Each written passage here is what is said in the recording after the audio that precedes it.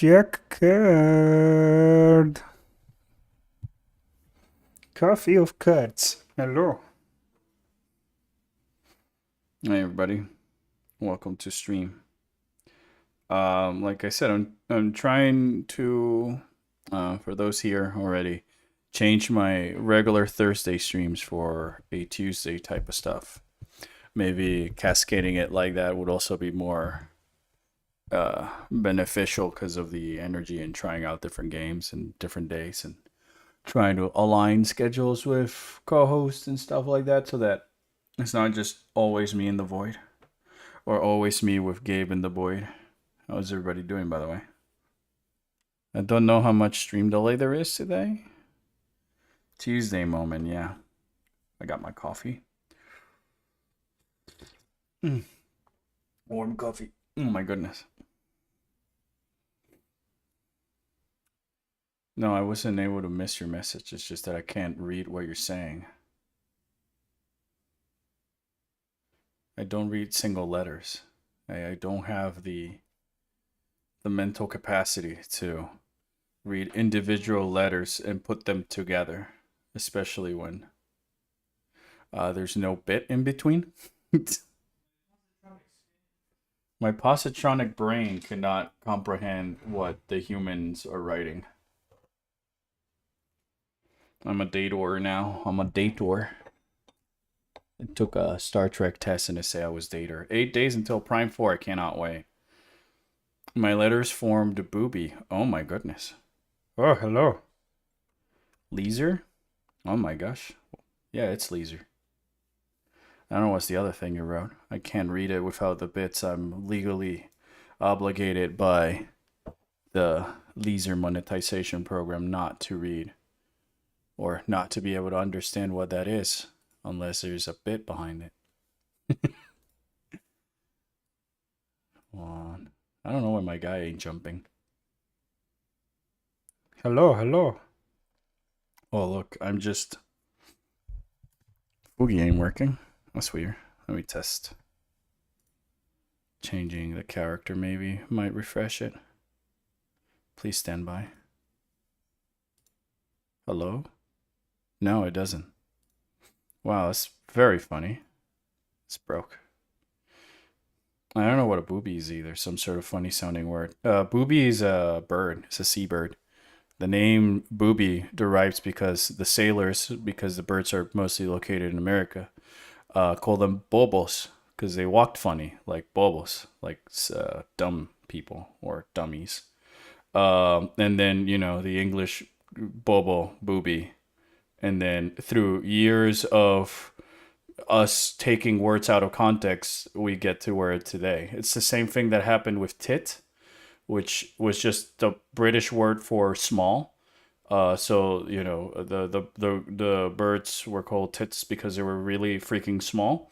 But as the years passed by, that word became less used for that and more used for the other things. So yeah, I'm not making this. This you can look it up.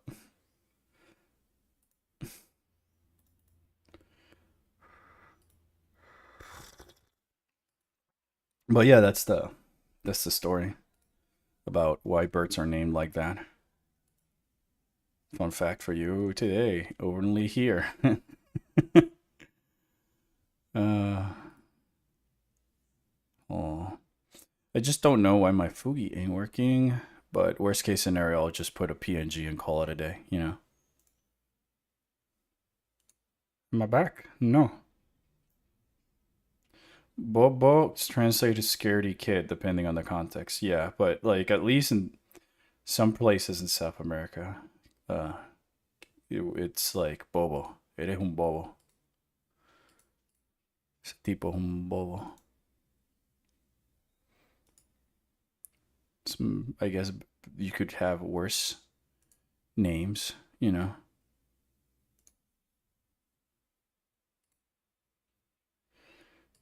They changed the Fugi website, so I'm just trying to see where I get my links now. Okay, I think I found it. Well, blam. Still not working. Is it because of Discord? Discord. I think it's because of Discord. It's tied to Discord. Test. Yeah, it was because it's tied to Discord. 9 days. I know, dude. I cannot I cannot wave, and I cannot sort of fathom it in a sense that like I've been waiting for this is probably the most anticipated game ever for me. I can't think of a game. I cannot fathom of a game that I would probably be as uh, that I could whose release I could not anticipate as much.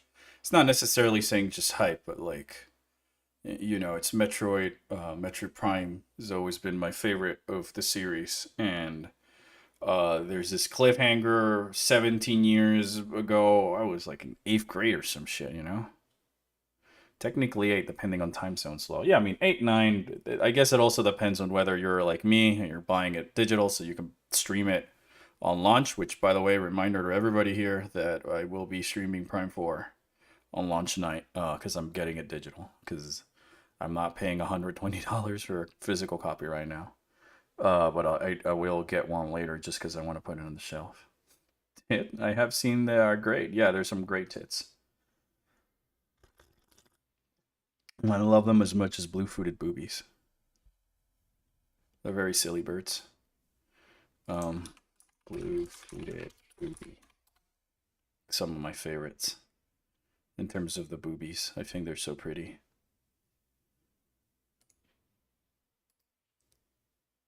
I'm getting a picture just so I can show it on stream while I'm setting up all this other stuff. I'm buying it digitally, so I'm assuming it releases like 9 p.m. PST on December 3rd. I don't quite remember, to be honest, if the servers are night like taking into account EST or PST.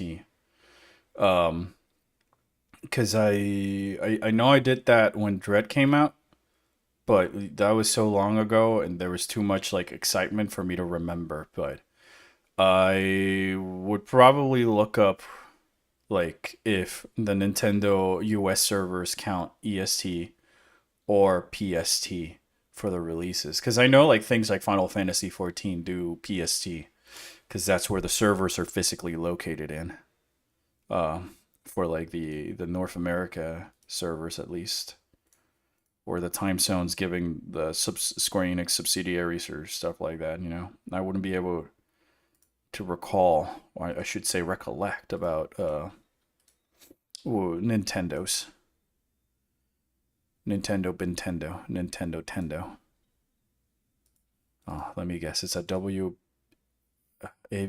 picture. Oh, this is a cute one. Please be a PNG. No, it's a WebP. It's a WebP image. These formats are great because I can't really use them conveniently anymore. Unlike my imaging editing softwares.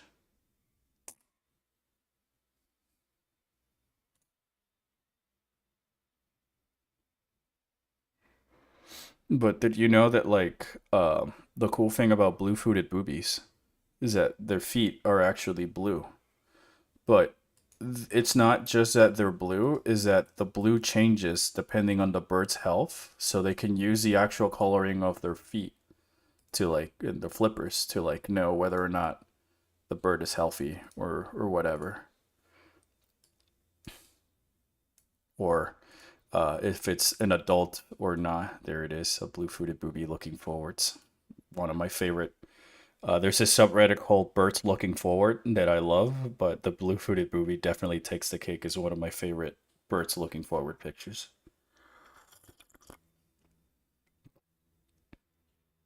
Yeah, it's a really pretty booby. They do this thing. This is their little courtship ritual. It's a way to display that they're in good health and their athleticism, and also they like start calling at each other, strengthen their bonds and stuff like that. They're pretty cool birds.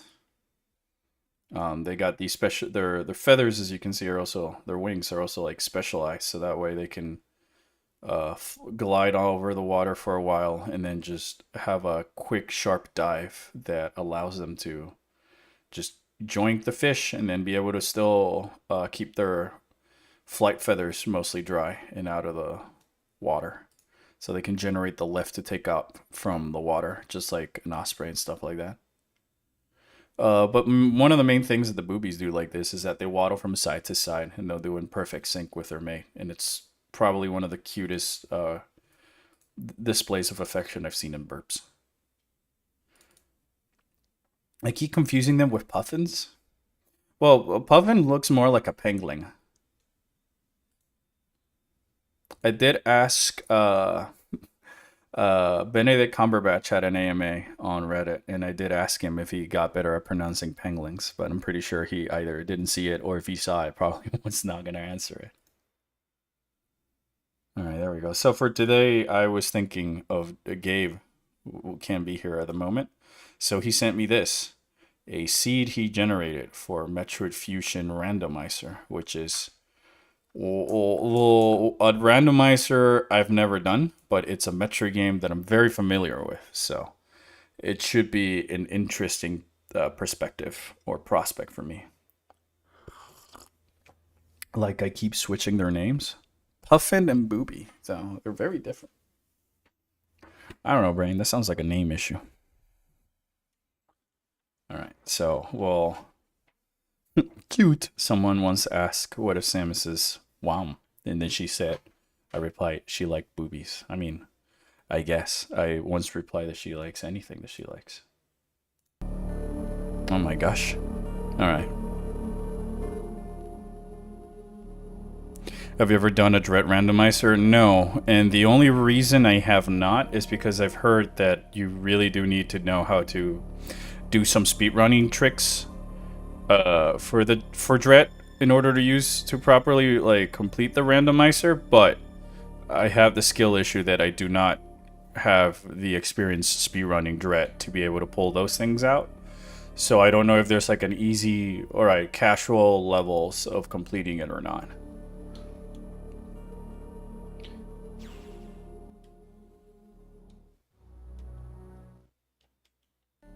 Shoot. I'm surely there's logic customization allows you to disable that. Surely. Well, I've been streaming Metro randomizers all month in anticipation of Beyond, and through the Prime 1 randomizer and the Prime 2 randomizer audience, the general gist that I got from them was no. There's no. It's not developed enough where there's that type of logic customization just yet, or that because of the way Dread behaves, you would need those tricks to do it. But I haven't really checked it myself, so don't take my word for it. More like a recollection issue, because I keep forgoing. Yeah. Then you send them a gif of boobies walking. Were they blue-footed boobies?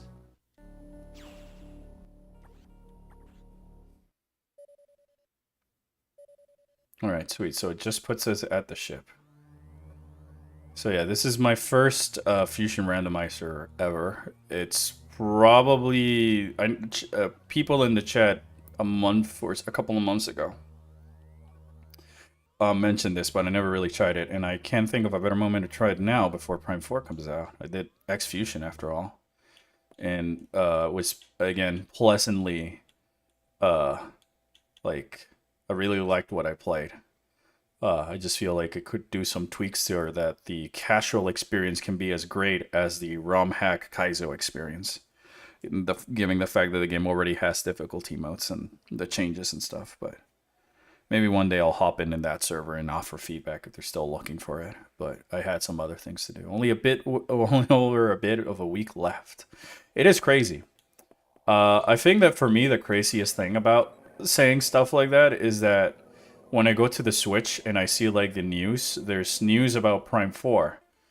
But the order is wrong, because like I saw like 1 week, 2 weeks left, and then 3 weeks left. And it was very funny and very weird.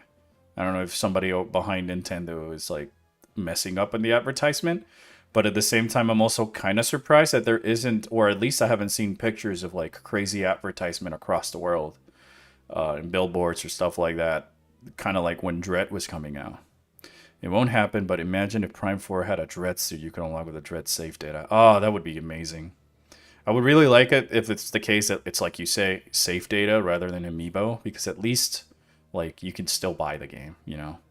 Stay away from YouTube during the Prime 4 launch week. People will be posting spoilers regardless. I mean, I'm gonna be living under a rock. I've not that. Okay, to be fair, I've been living under a rock, and it's a very big, deep one. Well, this entire time, I haven't looked at anything. So, you know, I've been looking forward for this game so long that I've not engaged or even opened other social medias in fear of spoilers. I'm just glad that the few that I do happen to check, be it for news or other shit posts that I do or alts and stuff like that, do have like, all right, we'll put a spoiler tag anything that's regarding this game for a while. I love spoiler thumbnails on launch day. Yeah, I mean, if you're not putting a spoiler thumbnail on launch day, I think, like, come on, dude, fuck off. Prime 3 had bumper stickers for save data, and that was cool. Yeah, that was pretty cool. I'm actually making a video about that because I'm editing some YouTube shorts that I wanted to put just to generate more traffic for the channel. I still was going to put them all together in like a single 10-minute long video or however long video, so that people who don't like watching YouTube shorts can just get those silly fun facts. It's fun facts that I assume the general Metroid player might know, but like if there's anyone new out there who might not know, might find that interesting or stuff like that. They're pushing the advertisement really heavy in every country, but NOA. Do you mean that they're actually doing it, or except in the United States? I mean, I haven't really seen anything, just out of fear from spoilers, so.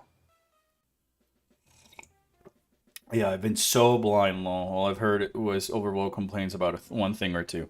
I stopped watching the trailers after the Viola bike was like revealed in the last direct, because I felt like I had enough information on what's new. Oh, you get the morph ball from the start in this?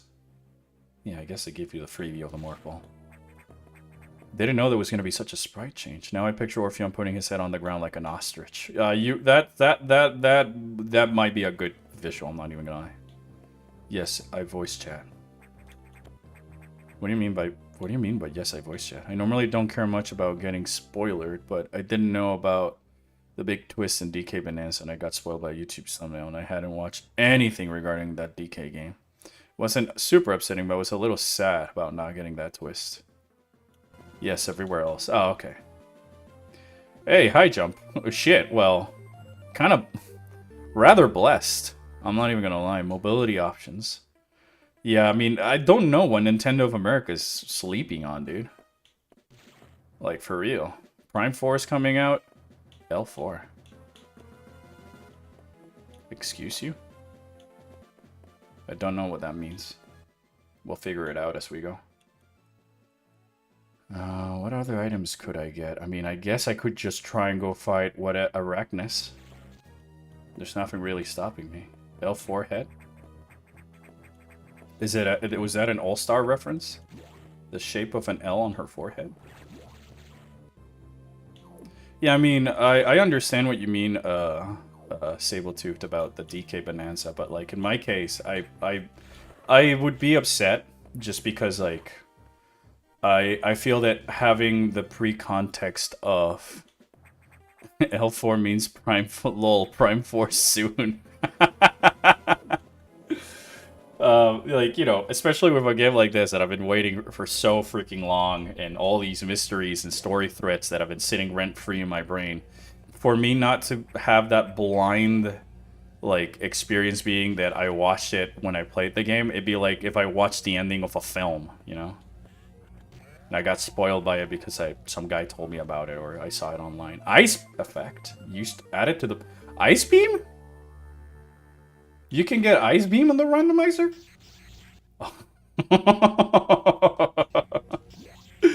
Oh, okay, that's cool.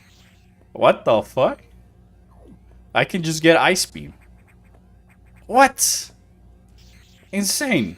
Alright, so we can't go fight this guy yet because we don't have missiles. Yeah, like, imagine if you knew about, like, the Metroid Dread twists and stuff before the game came out. I think, like, they would just completely feel underwhelming. Given that the Metroid games, though, story is not necessarily the main focus. It's a big aspect about the world and the places that you're visiting.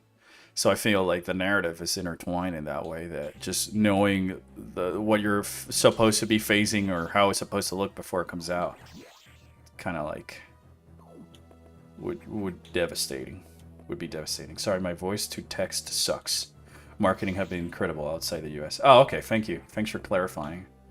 I don't know how to Crimsanku. I almost read that as Crimson Saku, but that's just char ass novel brain rot in my head. Text is. I don't know why speech to text isn't better these days. I use a lot of speech to text in general because I rather just send a text message, but I don't want to write the text message on my phone. All right, let's try Sector 1 then. But yeah, I'm not surprised. I guess I shouldn't be surprised that once again Nintendo of America just does not care. I kind of am starting to miss Reggie. I guess. I don't know how to put it. I don't even know if it's actually because Reggie left or whatever, or, you know, if that has anything to do with it, but I can very, very much feel like a change in marketing and practices on the company since, well, the great Visa Mix departure.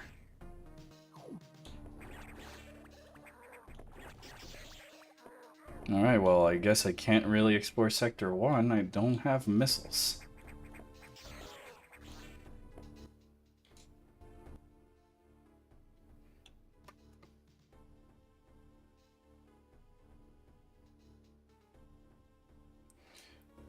Alright, let's go to Sector 2 and see, maybe.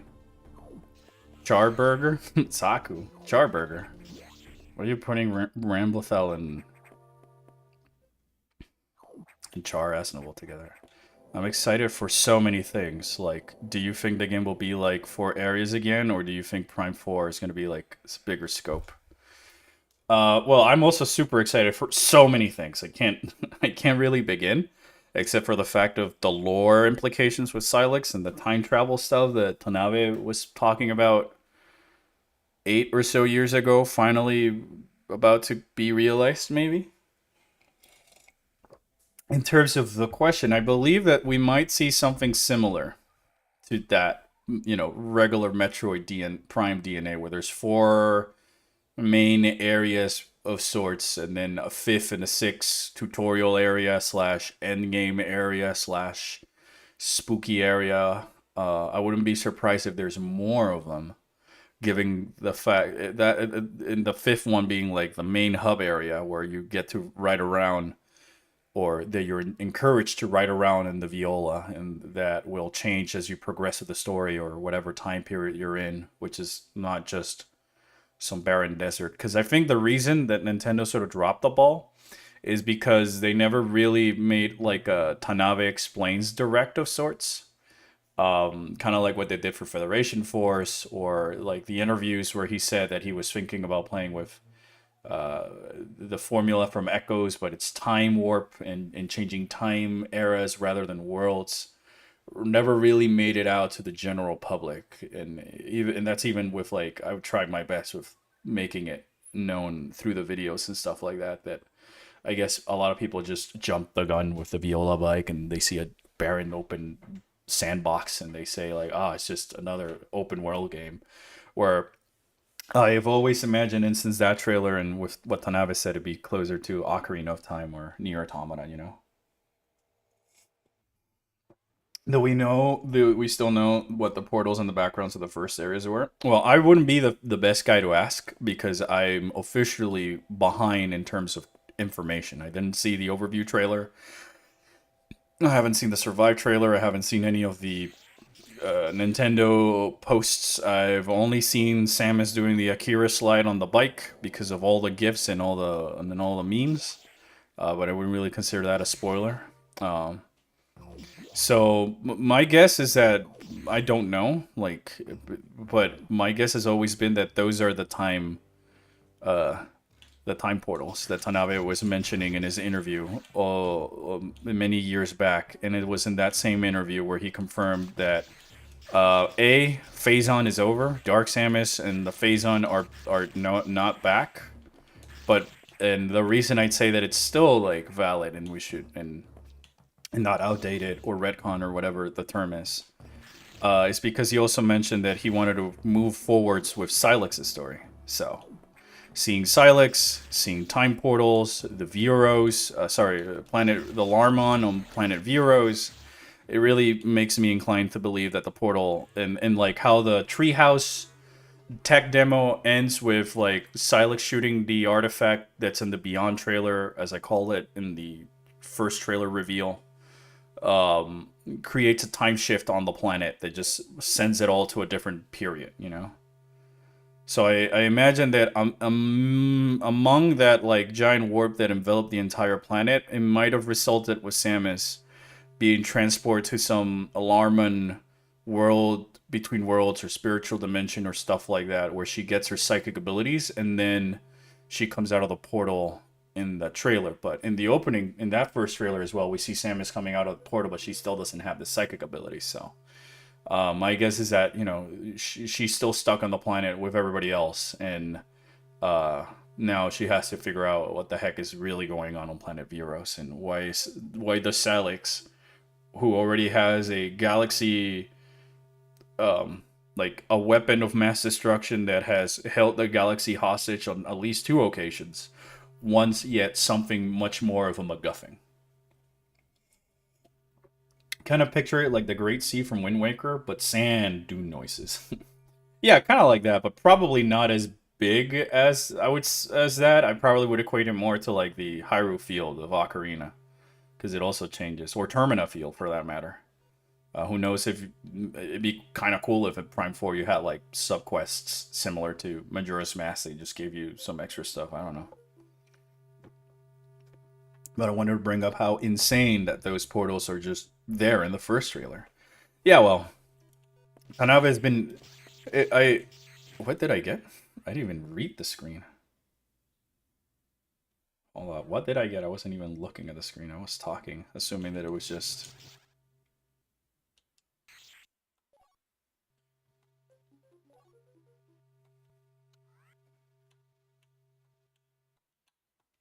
I guess I'm soft locked. You got power bomb tank. All right, thank you. But I can't use them, and I can't really. I guess I'm soft locked.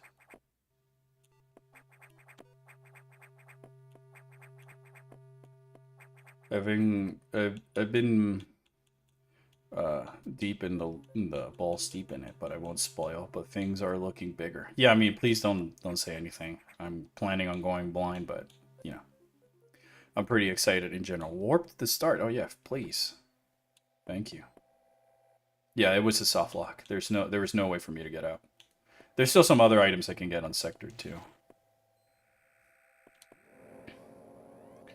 I see the devs didn't buy it because the devs revisiting their ideas from Prime 3 where you had to fly between planets manually so you can get into dogfights just fully more realized.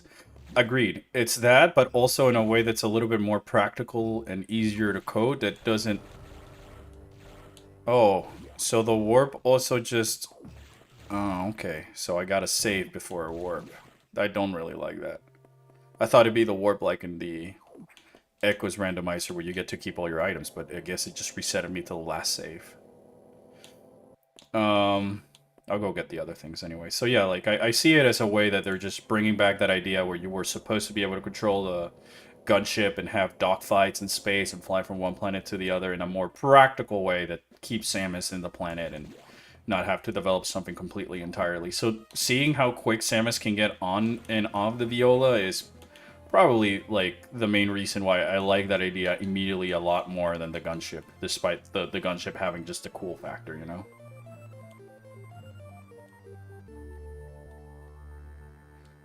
No, that's just Epion, who's at my side.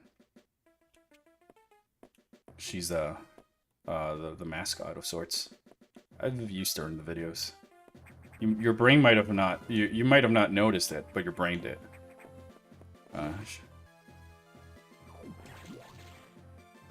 Like but if you want to, then yes. I do have, I guess, a cutie by my side. Like, this has existed since 2008, so it bugs me when people say, oh my gosh, thanks for the sub, Taco. They just want more Metro to be Breath of the Wild. No, yeah, I mean, I don't want Metro to be open world or Breath of the Wild at all. I feel like the Prime room-to-room formula is open world enough for me, especially because they give us the scavenger hut at the end, that you're supposed to use all of your items in the open world again, that I think making it a Breath of the Wild open world is just gonna hurt the game more than use it. Your mascot's a hot babe. That's awesome. Double her salary. Oh, it's tripled already. Don't worry about it. She's very cute.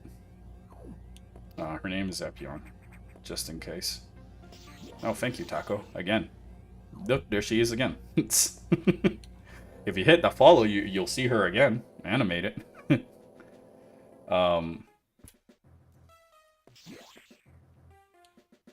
Prime 4 spoilers? Alright, I'm not reading it.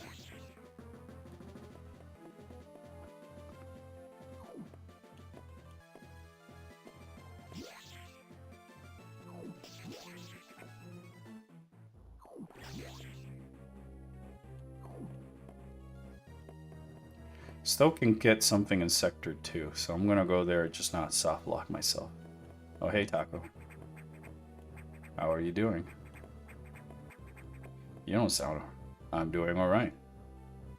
How are you?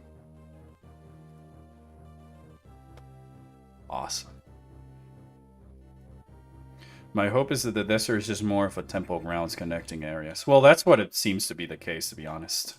Again, I feel like I keep being a broken record, but Hyrule Field, Termina Field, City Ruins from Automata type of location. It's just a hub that connects all the 4 different regions, and it changes depending on, and it changes as you progress through the game, or time periods and stuff like that. Because like the the City Ruins just completely caves in and stuff at one point in Automata, you know? And then it gets invaded in another portion. So it's always different. Slightly. But I still, I still believe that they will add some form of faster backtracking akin to the gunship from Corruption, or the temple hopping teleportation from Echoes, you know? Prime 4 spoiler? I can't... Okay, not reading that either. My theory is that Silex is just Elma in disguise.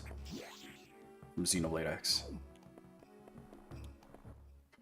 Well, that was a Powerbomb expansion, but no Powerbombs, so still cannot use that.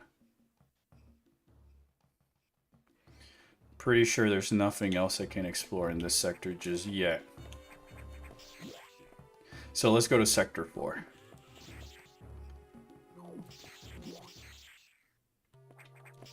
Honestly, I'm kind of into the idea of an open world-ish area. Anyways, if it doesn't override the traditional exploration too. Yeah, I don't think that's what they're going to do. It wasn't the case with Termina Field or all the other things I'm putting. It's not that I'm not expecting it to be an open world game along the lines of, Breath of the Wild. I'm just expecting to be an open, like, there's an area that's more open world-ish of sorts. So there's maybe less things blocking your entry, and it's more of a playground of sorts. It's just like the one open area. Again, Termina Field, Hyrule Field, any other Zelda game has a hub map, That's what I'm expecting from that desert region to be. Elma lets Samus borrow her mech. Well, you never know. They just call them mechs in Project Golems. They might start calling them skells. So I set Sector 4. I don't know my numbers, and I went to Sector 3. They might call them skells. Who knows?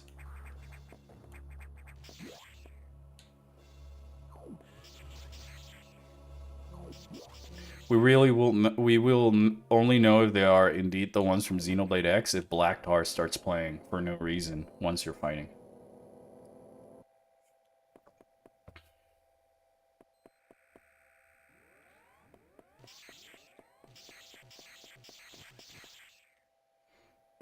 I'm also equating it to sort of like what the Final Fantasy games did, where you have like the hub world, and that's the only quote unquote open world type of location, so you can just travel to your next destination. But in this case, you get to ride on a cool motorcycle, yes. Do cool Akira slide and fire very missiles and get some speed boost and sideswipe your enemies, and then realize that you can still not make progress in this stupid seat because it don't have bombs.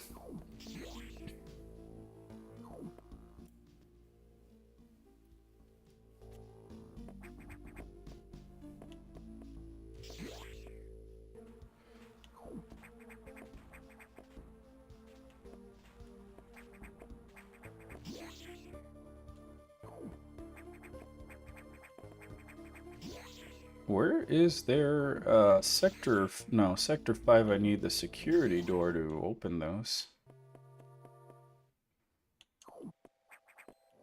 Maybe I should check the main sector. Wow, this is trickier than I thought it was gonna be. Sweet. This is considerably trickier than I thought it was gonna be. Alright, I need speed booster for that one on the left. I need the green hatches and morph ball bombs for this other one. Still need green hatches for the buff one. I'm not sure if I can get any of those down there.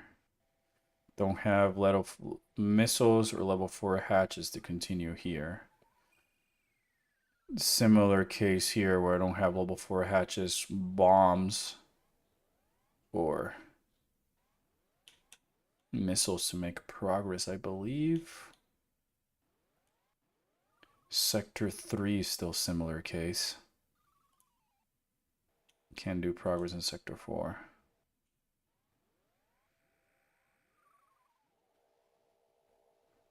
I don't think I can get any of those either. Viola with a warp drive function. Samus lets Elma borrow Viola Prime 4 spoilers. Oh my gosh, that'd be so cool. That actually, I would spend the money for the amiibos if that was the case. I also feel like Viola is their attempt to integrate Speed Boost Shine Sparks into Prime 2. Just running fast sounds problematic for a lot of reasons, but a third-person bike solves all of them. Yes, it's 100%, I believe, the same case where they want to put the Speed Booster on a Prime game, but just either staying in first-person mode the entire time you're sprinting can be a little bit boring and just first-person shootery.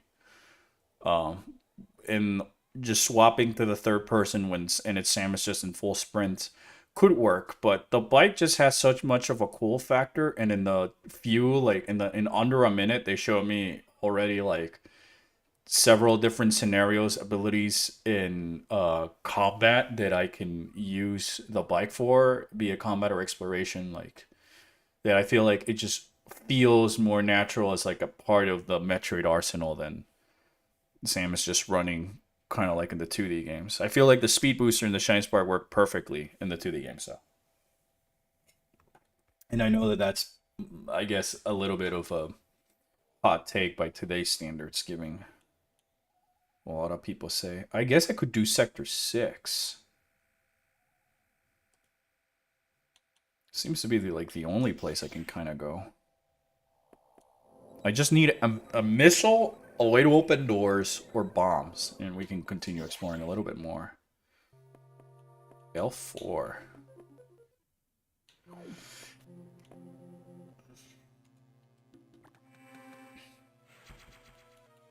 If only I would know what L4 means. Level 4? I can only think of like probably that the game is telling me I need level 4 hatches for something here, but there's also level 2 hatches.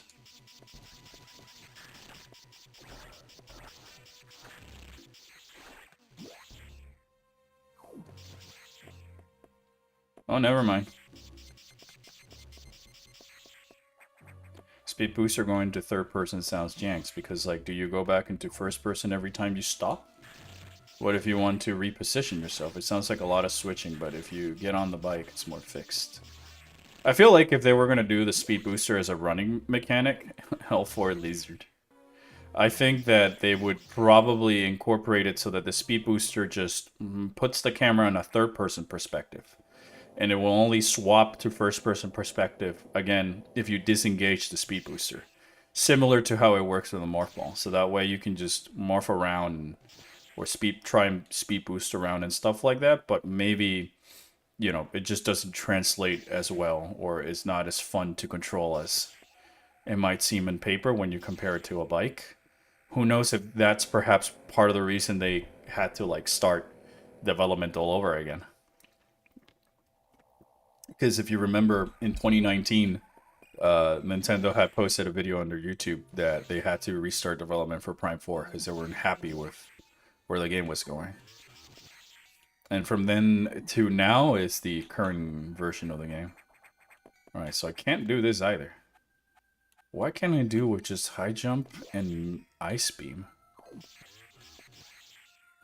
Of course, the one item I get is the one item that you're not supposed to have in the regular game.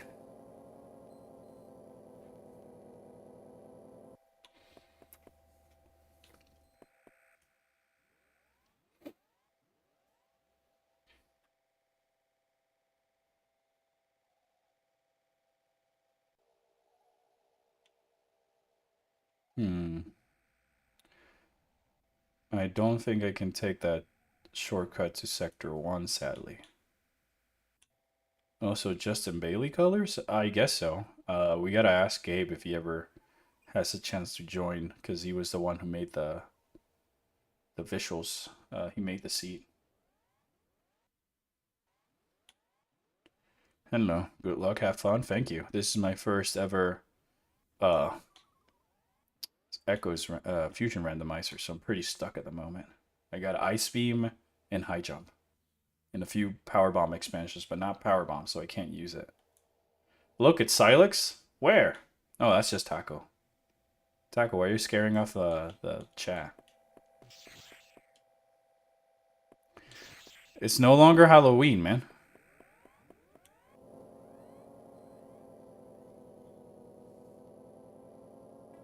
Yeah.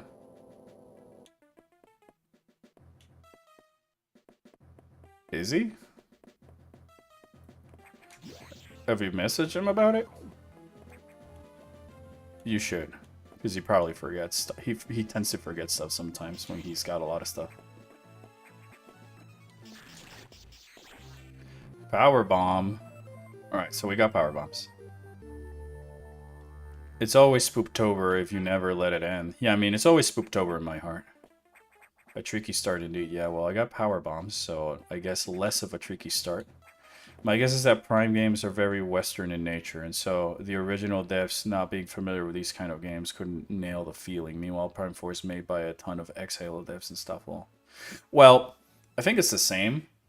Because, like, the original Metroid Prime games were just made by people, like, who worked in ILM before they worked in making video games. So they went from, like, just making computer graphics to actually making a game, and that's how the original Metroid Prime sort of came to be in the trilogy following soonly after. So I equate the fact that it's been 17 years, so it'd be very surprising if anybody from that old staff is still in the same company, given the fact that Retro doesn't produce games as frequently as some other studios or what have you. But I know that there's a lot of devs also from Blizzard.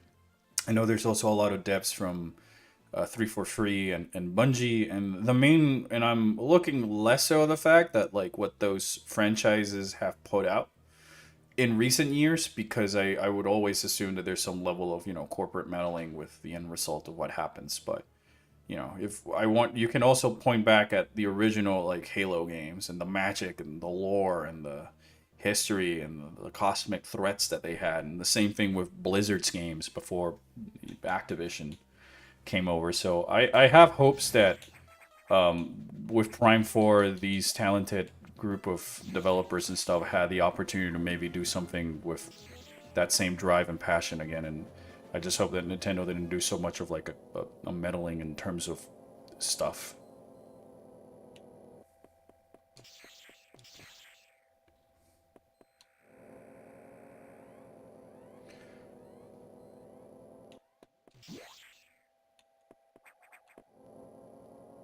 I'm first gonna grab that item in Sector 6.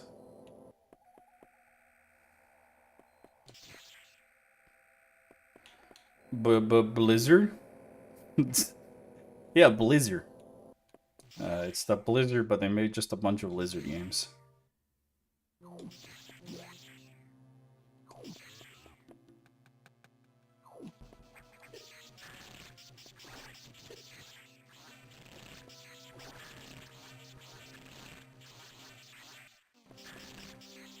Yeah, but I imagine it's harder to find a good sci-fi FPS dev team in somewhere like Japan since it's not that common. Like with Bandai Namco's devs have uh, devs who've been have devs who even played those games. Yes, I mean, I want to say yes because like you got not necessarily FPS games. I wouldn't really. I know that Metroids are in first person and all that stuff, but they never really had the same mentality of a shooter game per se. Security level 3 unlocked. Alright, that's pretty good. That's actually pretty good. But like, there's a lot of other sci-fi shooter adjacent games that are produced in Japan that are very Metroidy in nature in terms of the lore and the setting. So my guess is that there's stuff like Armor Core, and that was made by FromSoft, which is part of Bandai Namco and all this other stuff. And that story is basically the Coral is just Phazon, and the different corpos fighting over it could be equated to the same as like the Space Pirates versus the Federation and stuff like that. And it's got that same level of lore and detail. So I don't think it's just a Western versus Eastern kind of thing, even though I do believe that like maybe Eastern players aren't as inclined to play shooters or develop shooters. There's still a lot of enough sci-fi stuff that you can apply into a Metroid Prime DNA. Because it's never like the same focus on the shooting and combat that we associate with first-person shooters in general. Alright, now that I have this, and I got level 3 security, I feel like Lieutenant Commander Worf, or Commander Worf, just trying to find where to go. I guess it's hard to word. I just have always felt Prime games feel like something a Western studio made, I guess, lol. Well, because only Western studios have made it so far, though. But I can like the type of lore and cosmic threat and story. I feel like I've already seen a lot in Eastern media as well. That I feel like we're just inclined at thinking that way because the trilogy was made in the West, and there hasn't been a game in 17 years. So I would say that like there's a lot of studios over in teams and writers and stuff over in the East who could do something like it. It's just that maybe Nintendo didn't find the correct one, and I want to believe that they maybe just fell back on retro because, as the video said, retro had come with a pitch of sorts. But I do feel like they could, a Japanese studio and could make a good Metro Prime game nonetheless. Same as I believe like an European studio or some other Asian development team or stuff like that. I feel like the Western side is also mostly because of the art direction that these games tend to have, you know? They definitely lean more towards what Western media portrays as horror or combat and art stuff, so...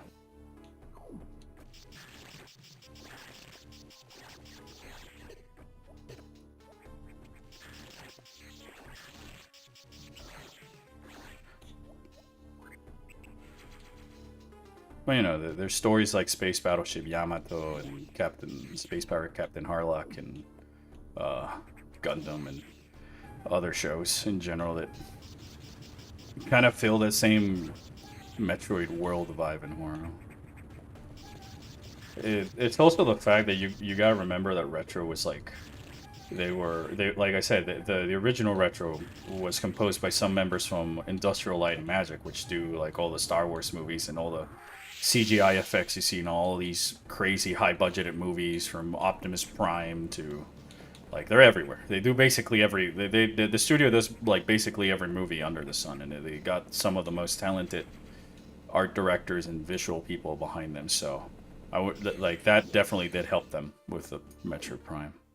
It also helps Retro Studios probably has a lot of development docs they could use too. I wonder if Nintendo even reached about those when originally making Prime 4. Would they have been able to be would they have had to be translated if so? I mean, I believe the answer is yes, but Nintendo always has some like, a large staff of Nintendo are people like Bill Trinan, or localization. You saw them in Dread. There's Sakamoto with the guys from Mercury Steam, and there's a translator with them. So I mean, the answer is definitely yes. It's not like they did that, but I also want to equate that we forget that Retro Studios once pitched a Mega Man X action shooter game of sorts that never got made. Even though there's some few videos of it, of the small prototypes that surfaced many decades ago. So who knows if some of that technology was also used, because I noticed that it's got the same sort of four-way dash as what Samus has now and beyond.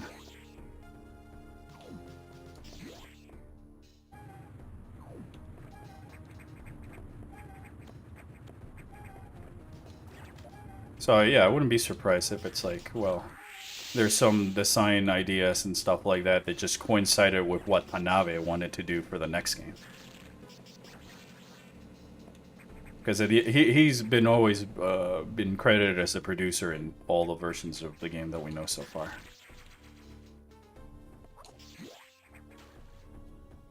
I'm pretty sure that in that case of in the side of the Nintendo senior staff that's behind the game is probably closer to being the same that was in the other ones with Miyamoto, Tanabe, and Yamamoto, assuming he's back to compose in the game. But like that, the Prime Force trailer's music sounds, it's got a lot of that like identity from the Prime 1 and 2 soundtracks, so I believe it.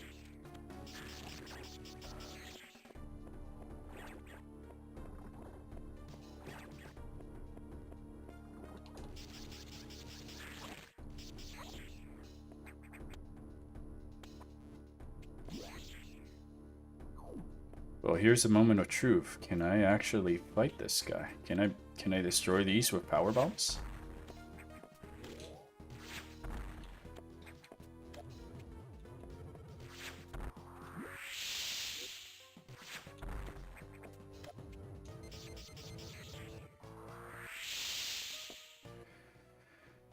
No. So I guess I'm also once again soft locked here. I forgot to grab 2 missiles over there. This is... Alright. You'll return to the start, but your recent progress will not be saved. Alright.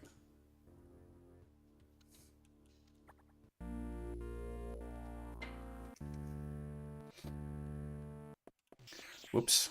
I forgot to save. Even though someone in chat just told me about it.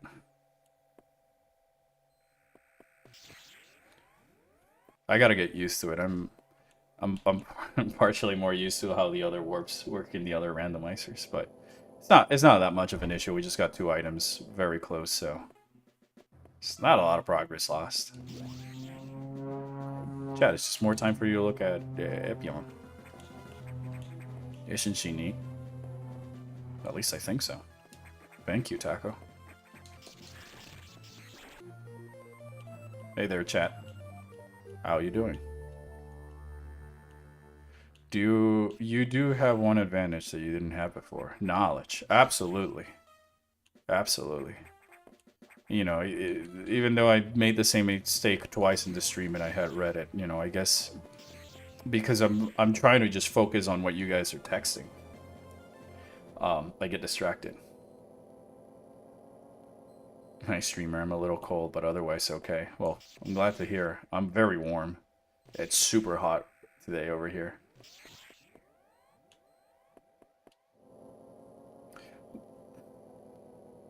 Fahrenheit. I will say this thing. I prefer the Fahrenheit scale over the Celsius scale. That's the one thing I do prefer. Because I feel that with the Fahrenheit, you get a much larger range of like knowing the different. Like there's a bigger range of difference in the number that I felt like just helped me adjust to the weather better when I was abroad. But over here right now, I'll let you know. I'll let you know in a bit. As soon as it loads on my phone. It's 27 degrees Celsius. It's nice and sunny, which equates to 81 degrees Fahrenheit. Yeah, it's summer. Summer season has just begun. Our winter's over. Yeah, exactly. Fahrenheit cold, 0 cold, 100 hot. Celsius 0 dead, 100 dead.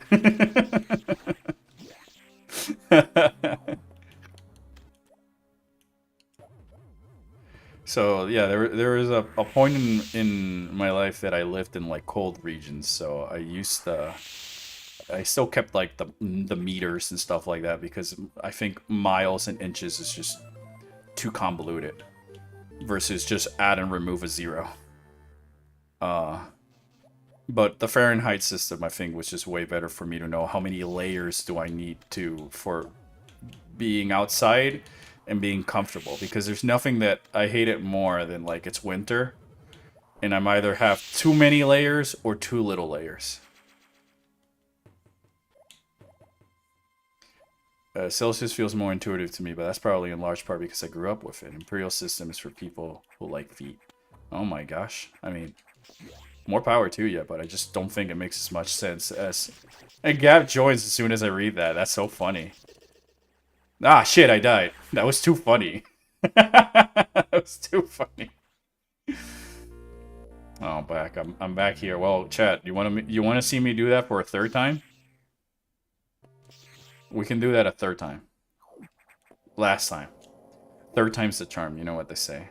But yeah, I mean, I also grew with like the Celsius system, but it's just that when I was in an actual area where I needed to know like the specific temperature that's outside, Fahrenheit I felt gave me an easier time than Celsius.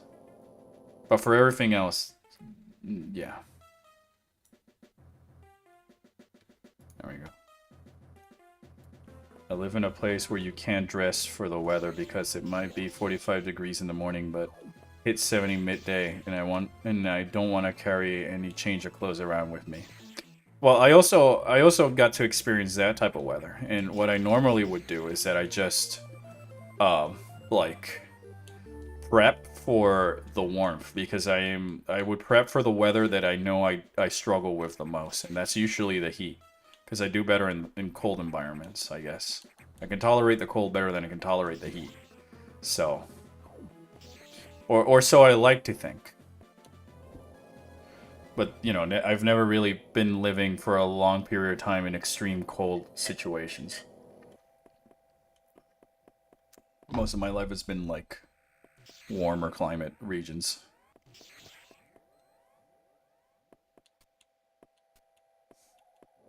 Do you wonder how Samus in Metro Fusion can climb on ceilings while her right arm is inside her arm cannon? Magnets.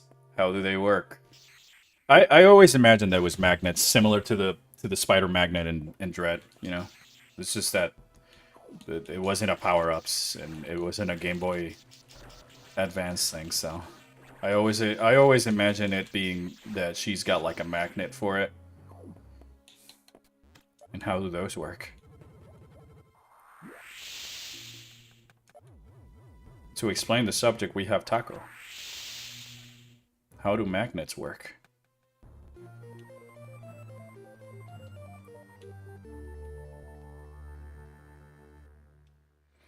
You didn't sign up for anything, to be fair. You just signed up to show up on stream, but you know that... You know by being here in the Ori stream, what type of questioning might happen at any moment.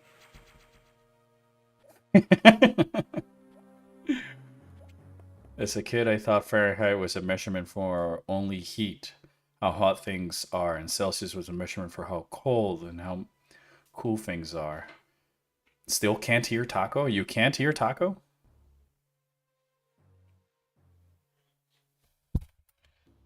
Oh, I just think that they couldn't hear you in general.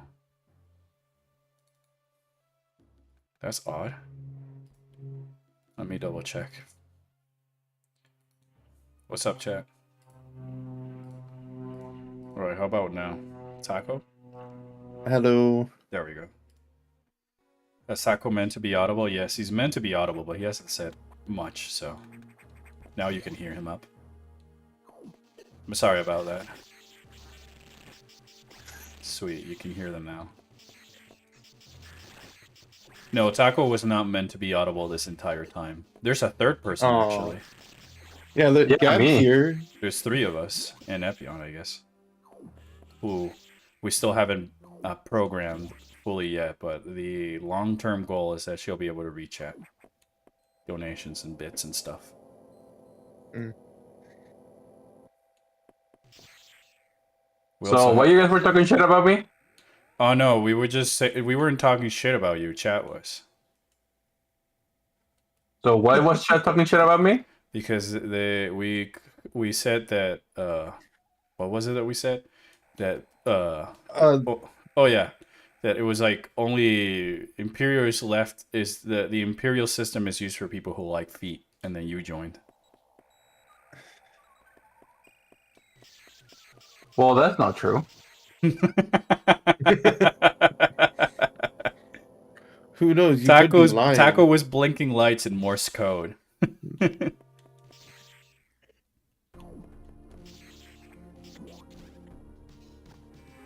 There, I saved. I saved, chat. I saved. Yeah, I mean, that's what chat said. I just scrolled back up and read what chat said. Don't look at me. Well, so how's Whoa! Oh, Jesus. Whoa, Krusty. Wow. Gabe, so how's the run so far? Gabe, why are you working at the Krusty Krab? Crusty. Yeah, your audio's coming in crusty. Like, you have so much... My audio's coming in crusty. Well, you're just very loud. Yeah, you're super loud. Why? I literally just ate a sandwich. I've done nothing. Well, you might need to like mute and maybe plug in and plug in your mic, because I think the game is coming out a little bit crusty, but it might be me. Krusty Krab pizza. Is the pizza for you and me? Also, Gabe, Brian is saying that we were talking about how Pokemon is better than Digimon. I was part of the Digimon is cooler crew. But I can tell you that he's trying to just lie to you again. Better? No. Now you're quiet. Now you're quiet. I honestly do not know what to tell you. Go back to the other mode. At least the other mode we could hear you. Yeah, at least in the other one you were audible. What the fuck? Now, Oh. Is this better? You were a little better. You were great before you left. Is this better? Yeah. Yeah. Okay, I literally did nothing, and also, I'm in the neither team because to me, Digimon is not the same as Pokemon to compare it. I agree. I think the only thing they have in common is that they use Mon at the end of their names for the IPs. For me, the only thing they have in common is that they evolve. Yeah. Honestly, I like both Pokemon and Digimon, but I'm happier that about Time Stranger being a success. Same here, because it's also a great game. Mm-hmm. I am very happy at success, and I'm happy that I got nominated for like Best RPG. But I know for a fact that it got nominated and is getting success not because it's a good game, but because there's people just want to hate on Pokemon. I mean, I like my stance on award shows is that I think they're kind of whatever. I mainly watch I mean, the in award general. shows for I mean, the in like, general. trailers. I'll just Of the watch new the trailers games. after the award show and not give Jeff Keighley the view, you know? I think that the only reason I would watch the Game Awards is if we make it like a watch party type of stuff. Or the funniness and the stuff, but that's assuming that like I'm even available for it. But like if I'm just And gonna then I- watch trailers, I'd rather just watch the trailers after the fact than Yeah. sitting through all the advertisement that happens in it. I just don't like award shows. Like me lie? Heck no. Next thing Orpheon says is that Lizard is cute. Yeah, she is cute. Lizard Tomboy? What? Where's the bit, Taco? Oh, wait, you subbed. Never mind. So, question: how's Fusion Randomizer? Wow, it's been a pain in the butt, honestly. He's gotten soft locked a bunch. Yeah, I've gotten soft locked a couple of times, and I'm still trying to see where I can go, type of situation. You know. It's time for Yokai Watch to get its comeback. Well, if you play the critically acclaimed MMORPG Final Fantasy XIV, You still cannot play Yokai Watch. I mean, not yet, but you could wait, and maybe the Yokai Watch event will come back at some point, right, Yoshi P? You still can't play Yokai Watch, but you can get stuff from it. Yeah, you can get stuff from Nope, Yokai you Watch and collect. cannot I get got my stuff from it lizard's yet. got a Yokai Watch. I use the Yokai Watch weapons in the mounts. The Whisper mount is hilarious. I like it more than the Jibanyan couch. I like the Jibani Jalad. I know I like it, but I like I like the Whisper more because it's smaller and like it rocks back and forth, so it's silly looking. You like it more because Rogadins look hilarious. Yeah, it is, and because of that. I watched your shows for the new game trailers. Oh my god, Space Jump. That are interesting, moving through the ads or of FPS and mid-tier games. Yeah, but the only way I can do that is once the show is like over. Hey, I How play much Square does Enix Space critically Jump open acclaimed for you right now? MMORPG Final Fantasy XIV. Look, somebody on chat knows about the critically acclaimed MMORPG Final Fantasy XIV, dudes. Hold on, I gotta do a lizard because of the Let's meme. show the lizard. Yeah, I gotta show the lizard because there's another 14 player. Tell me more about this critically acclaimed MMORPG Final Fantasy XIV that's got a free trial to level 70 and includes the award-winning Heavensward and Stormblood expansions.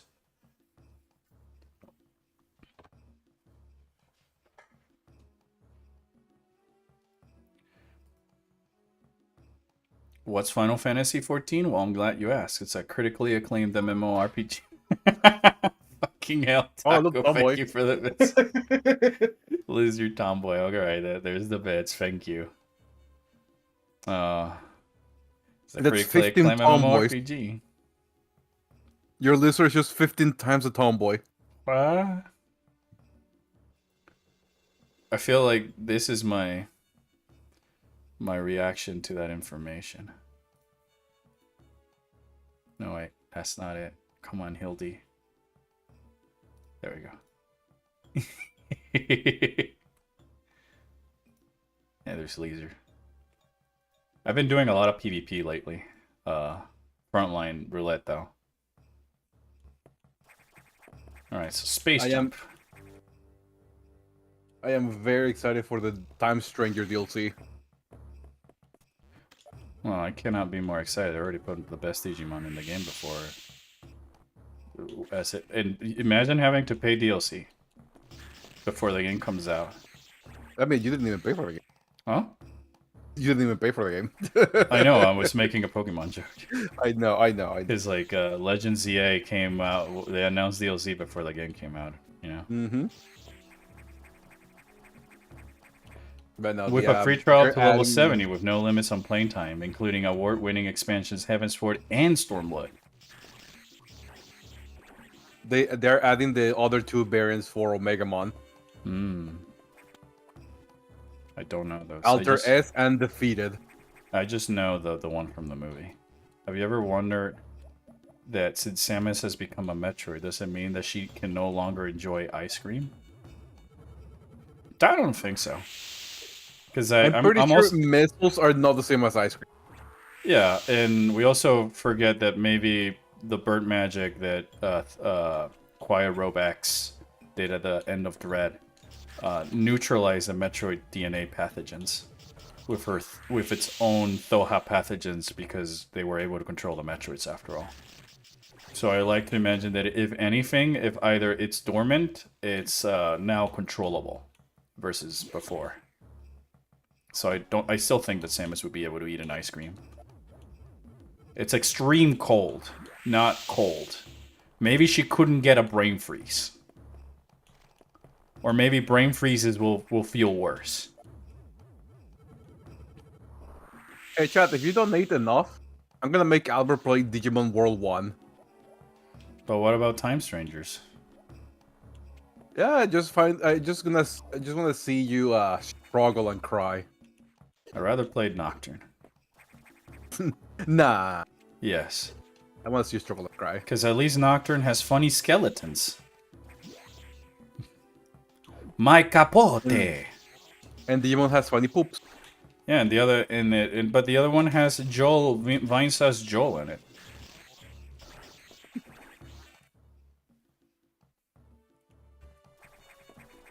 So do you know those cool as hell Choso statues in Metroid Dread? Do you ever wonder who the statues are? Yes, it's still something I ponder. In my headcanon, it's just other great mocking leaders of sorts. You know? At least that's been my own fan theory.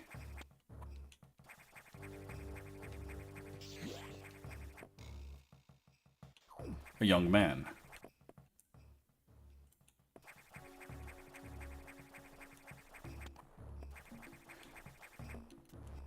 Well, I also need Charge Beam if I am to start fighting bosses. Shit. Double shit. Triple shit. Quadruple shit. Quintuple shit.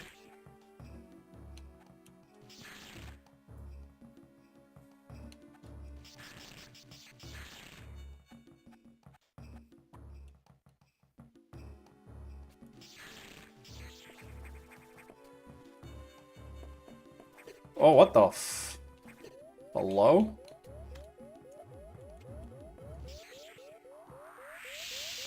Charge beam, so yeah, definitely. Ah! Alright.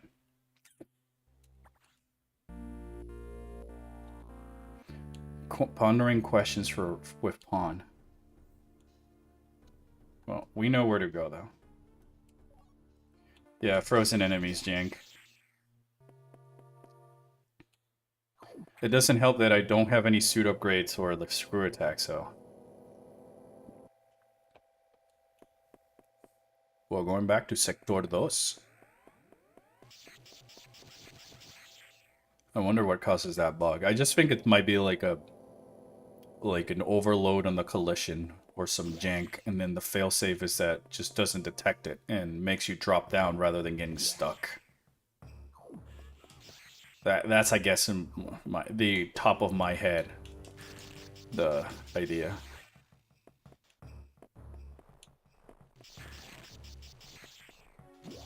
I don't know, something. It's something with the vanilla game. I'm pretty sure. Yeah, no, it's something about the vanilla game. The randomizers don't really mess with the physics of the game and the way they behave.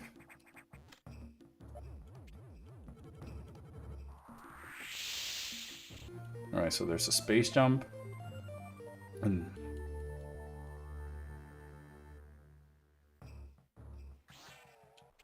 also notice how we collected a missile expansion, but no missiles. So it follows like the prime randomizer rules. Or echoes at least.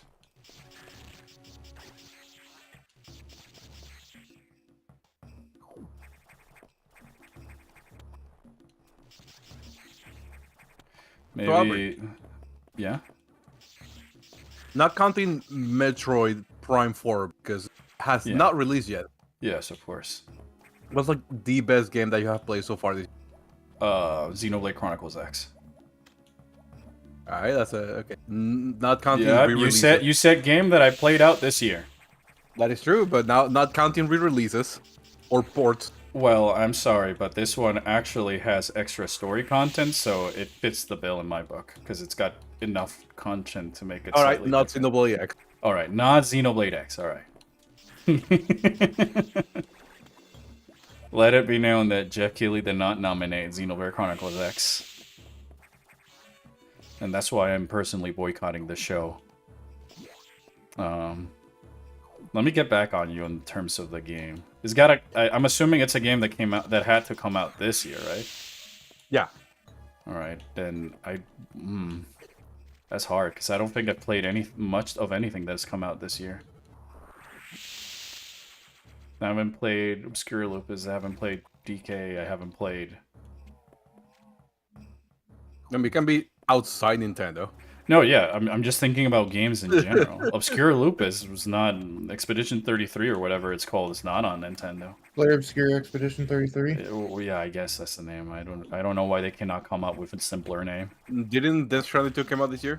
I don't have a PS5 to play it, sadly, because if not, that probably would have been my pick. If Jeff Keighley does not give Death Stranding 2 Game of the Year, I'm going to be very surprised. Crow Country, but that didn't come out this year. Neither did Signalist, which I also played this year. Neither did a lot of the games that I played this year. Animal Crossing. I know that doesn't come out this year. I know. I'm just mentioning the games that I've been playing on loop as of late. Hold on. Let me get back to you on that because I think the only game I've played this year that has been a 2025 release is Digimon. And I don't want to just give the game like, oh, Digimon because of default in that regard. Besides Monster Hunter, Digimon. I don't really count. I couldn't even play Monster Hunter. Like I'm thinking, you played Monster Hunter, Digimon, even though I say it doesn't count Xenoblade X.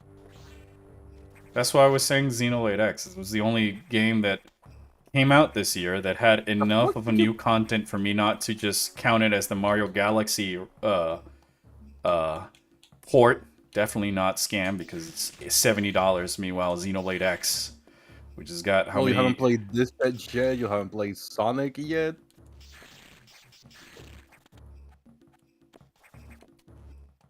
You have no interest in the Sumo 11. I don't even know what's that.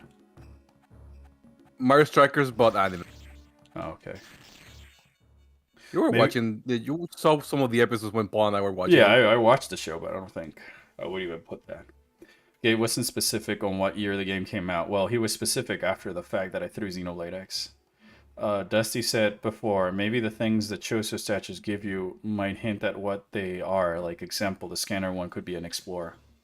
I like that idea. I could see that idea as well. But I also were thinking that these were mocking elites that maybe helped not necessarily do something that was regarding the ability, but also just like change the way the culture or the world behaved and worked and stuff like that. Because most of the Aeon abilities that you get that are tied to those statues tend to be more on the exploration side, but the mockings are way more of a combat oriented tribe, and so like I wouldn't really equate them to the same type of like I would equate that more to like a Thoha mentality type of stuff about exploring and gaining knowledge versus the other ones who are exploring and gaining power.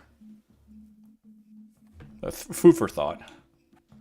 I still think that it's plausible that it's just like it's tied to whatever the rank or stuff was within the mocking culture.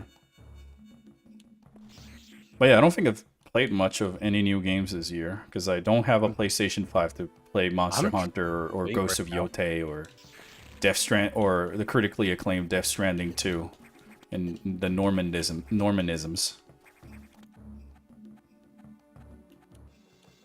I'm trying to think. So, by default, Xenoblade Chronicles X. Yeah. Wow. Ooh, yeah. Ooh, yeah. Wow. Ooh, yeah. Ooh. You also haven't tried out Demon X Machina, AI Limit, Yeah. Fantasy Life. I have those. Oh wait, you did try Battlebringer. Ice Effect. Which is that? Which was that one?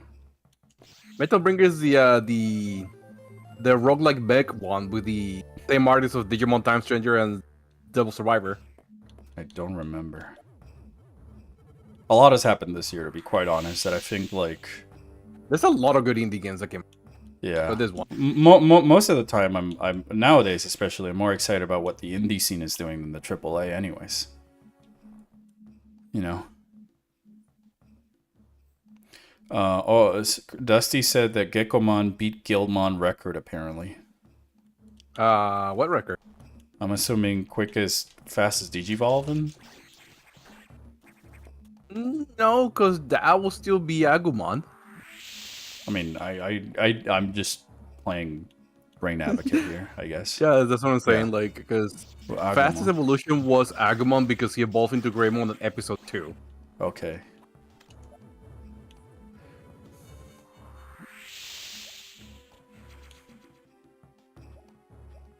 Alright, I got Charge Beam, meaning that we can actually go fight bosses now. We at least have a means of combat, of dealing damage to bosses. So maybe I'll go try fight Zazabi. Not to be confused with Gundam. A Gundam. So yeah, Gabe, mark my game for Xenoblade Chronicles X until Prime 4 comes out.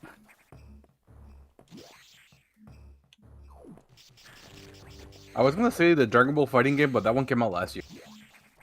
Yeah, I mean, it were like if I said Guilty Gear, just because it got new characters. Did you get to play Mecha Break?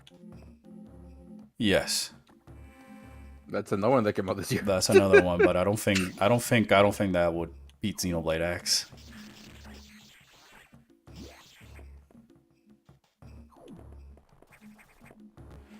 Valhalla doesn't count because it also didn't come out this year.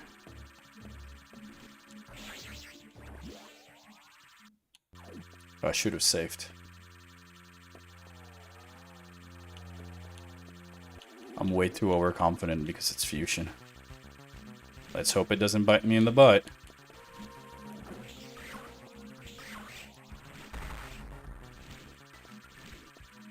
Jump! Chat, I always ask this question, but what's your favorite hunter from Metroid? For the sake of funniness, just try not to put it on Samus, of course. Because I think probably would be Samus for most of us.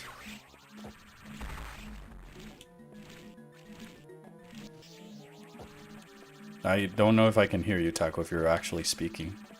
No, I wasn't. Oh, okay, because I saw your Silex popping up and down. Oh, Is weird. Emerald Dane considered a hunter? No, but you know what? Let's just extend the question. Which is your favorite Metroid non-Samus character? Mine are Gandrada in terms of the hunters, and then for non-Metroid, in the rest of the cast, it's what you call him, Quiet Rogue. Almost my favorite hunter. Well, she's a reclaimer. I guess it fits the bill. Her target's just not moving or living.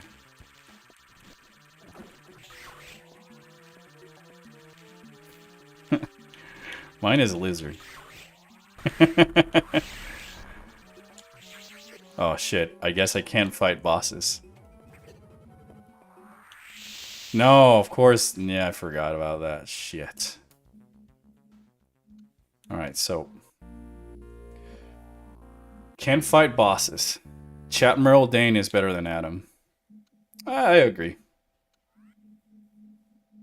But I also think it's kind of like, I don't know if the term is unfair, but like, I just feel like it's a bias because the bias that I have is that Admiral Dane is just very much a Star Trek character of sorts. He's very respectful and professional and stuff like that. Meanwhile, Adam, I saw, you know, because of the other Endgame, but I like Adam because of the way mostly their relationship and stuff was hinted at in terms of fusion. So, like, I don't let the other M interpretation of the character ruin my enjoyment of what the character added to the manga and fusion storylines, you know? It's maybe not a direct comparison, to be fair. No, but it's like a fair comparison because they're both like superior Federation officers to Samus and stuff like that, you know.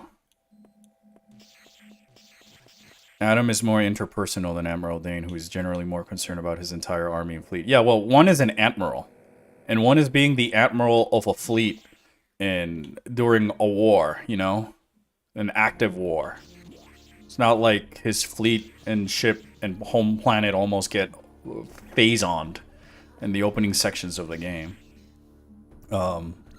But it's also the fact that when you think about Other M, I know the mishandling of the writing and all this other stuff, but Adam is supposed to be still hurt because Samus left him, you know? Like, despite their differences about Ian's sacrifice and all that other stuff, Samus just straight up fucking leaves him after, like, the guy loses his sibling after making the call and all this other stuff. And then right after that, then the closest thing that he had to another family member just straight up walks away, you know? So I don't really also blame Adam for being resentful to Samus at the beginning of Other M. I just think, like, they should have definitely written it so that this takes place closer to the Ian Malkovich scenario.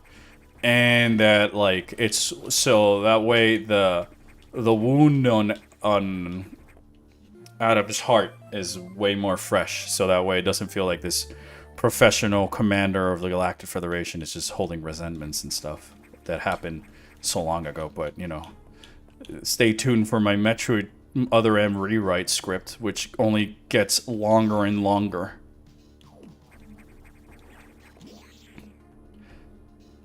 Okay, fine. There's a female hunter who's blonde and uses a power suit. I forgot her name. Gandrada. Well, exactly, you know?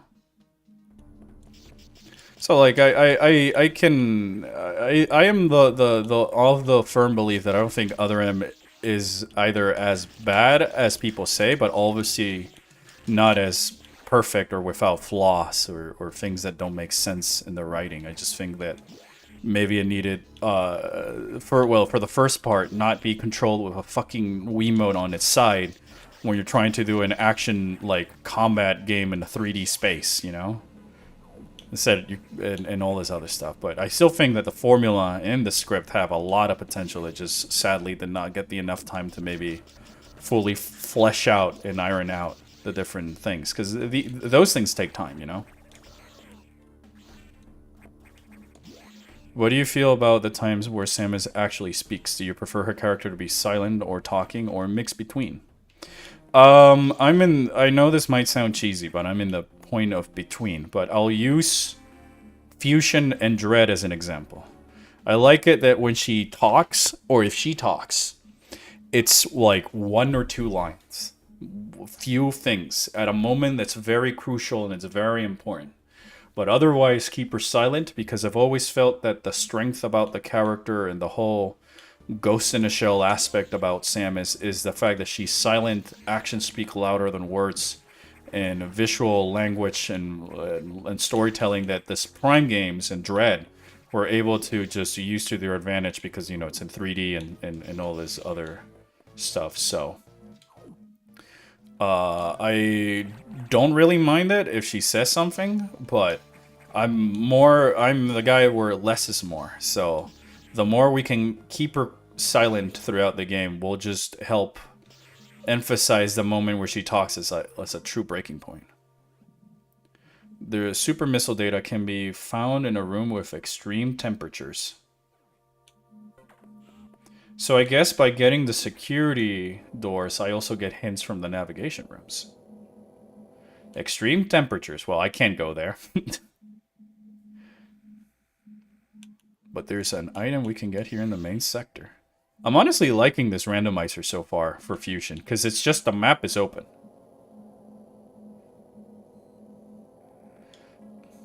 It's better than I thought it was going to be. Because I always took Fusion as being more linear and stuff like that, so...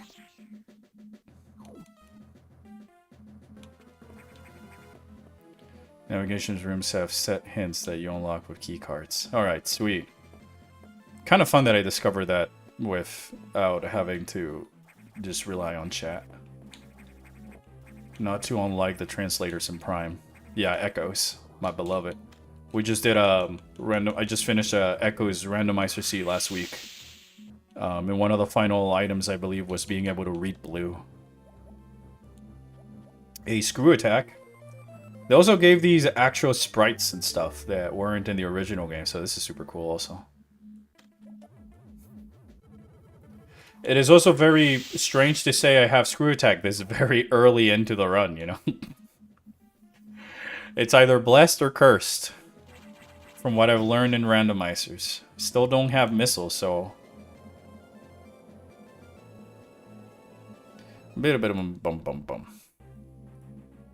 Hold on. Oh my gosh. Oh my gosh, Pawn found like a Tekken arcade and Bomberman in a Chocobo? Fuck. What did you send me, Gabe? Oh, Metal Bringer.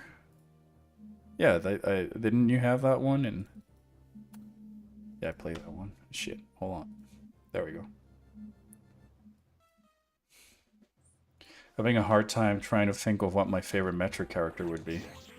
Well, make a list, and then just equate to how much you. I'd normally do it by how much I feel that the character adds something in terms of a dynamic to what's in there in Metroid. And to like give an example with Gendreda, which is my favorite, I like the fact that she's super cocky and sassy, and like at the beginning of Corruption, everything's sort of like beneath her, because like her powers are just insane. She can just assimilate any form of technology or human being from just looking at them, to the point that, like, you know, her introduction is the strongest I've seen from any other character in the series. When you walk into the briefing room and she's just dressed up as Varia Suit Samus pretending to be you, and none were the wiser, you know? Except for Emerald Dane, who, like, I guess noticed that, or knew that Gendreda was doing that shapeshift. Maybe she was there the first and whatever. But, like, you know, I like that fact, and so that when she gets corrupted, it's feeding more into those, like, negative emotions that she had, and her insecurities and her fears that get very well put on full display during the boss fight in a way that you don't quite get with the other, with Gore or Rundus, despite me loving both. So that's another reason why I would say Gendreda, you know? I don't think there's like a wrong answer in this situation. All the hunters are really, really cool and interesting with how little they have, you know? It's not like Prime 4 has just one guy who's aura forming for 17 years. So... oh, I'd use that as a parameter to know which is the hunter I like the most type of situation. My old short project I had it where Samus is in her true suit, is 80% silent, 20% occasionally talks. Side of it, she's 60% silent, 40% occasionally chats, yeah. He's aura farming?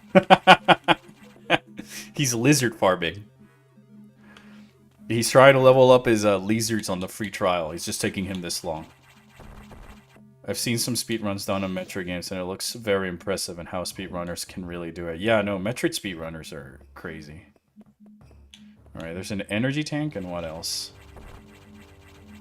A power bomb. Alright, don't really... This puzzle kind of sucks, so... I don't really need one or the other.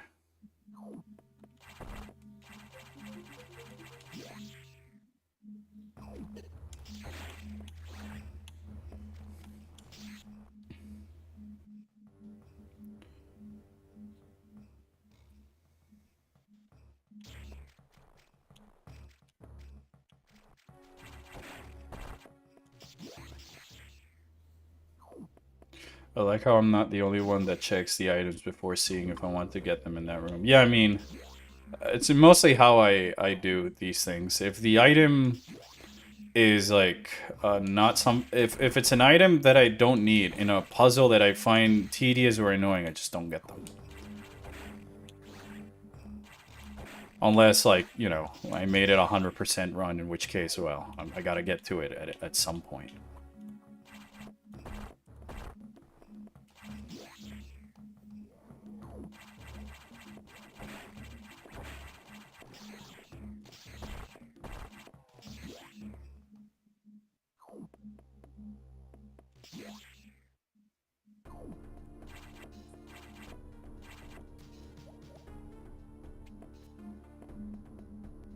Speaking of energy tanks, well, hold on, I'm gonna be right back. I'm gonna go get my own energy tank of water.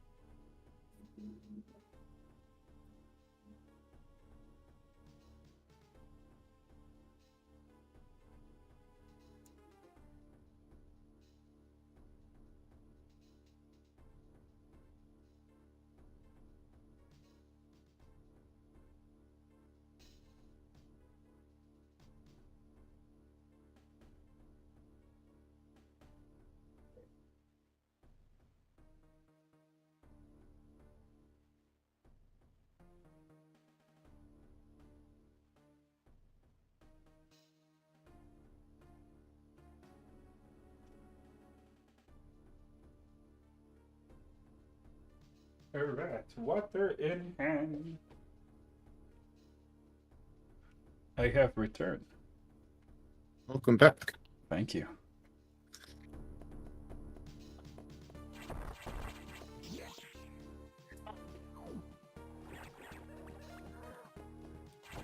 Yes, Gabe, we should make Orpheon play that game, says Brian.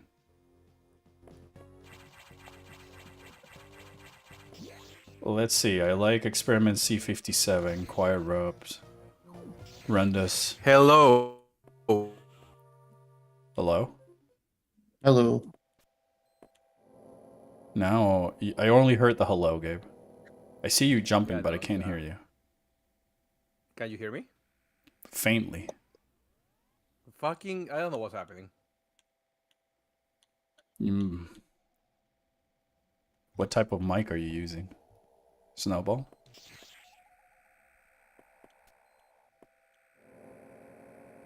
Subway, Snowball Just in Yeti. Time Guy, Diggernut, and Weevil. Well, that's a lot of metric characters. From the ones you wrote, Quiet Robe is my favorite.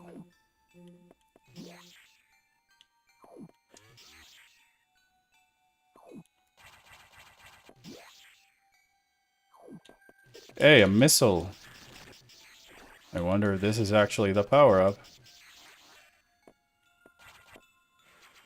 Hank. Shit. The just-in-time guy is so funny. Oh, is that it? Do I get missiles now? Yes! Sweet success! That's a unique sprite. Yeah, it's funny that you... It's funny how you mentioned that, chat, as soon as I get it. Alright, let's go fight bosses then. Gabe, you're still jumping, still no audio, just in case. I'm not talking. Oh. Well, you're jumping though. So is Taco. Microphones are very... Your microphones are very sensible. I don't know why. It's at like the lowest it can go right now. Are you breathing into it? I have also noise suppression on right now. Yeah, but noise suppression is on Discord, not on your microphone. I believe. Let me raise my input sensitivity a little bit. I sometimes wish Quiet Robe didn't die. Yeah, me too. Every night. I look at him and I see him everywhere. You cry.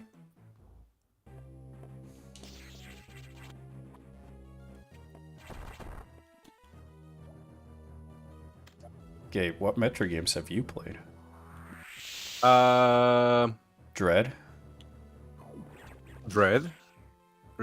Return of Samus or Samus Return. Yeah, Samus Returns.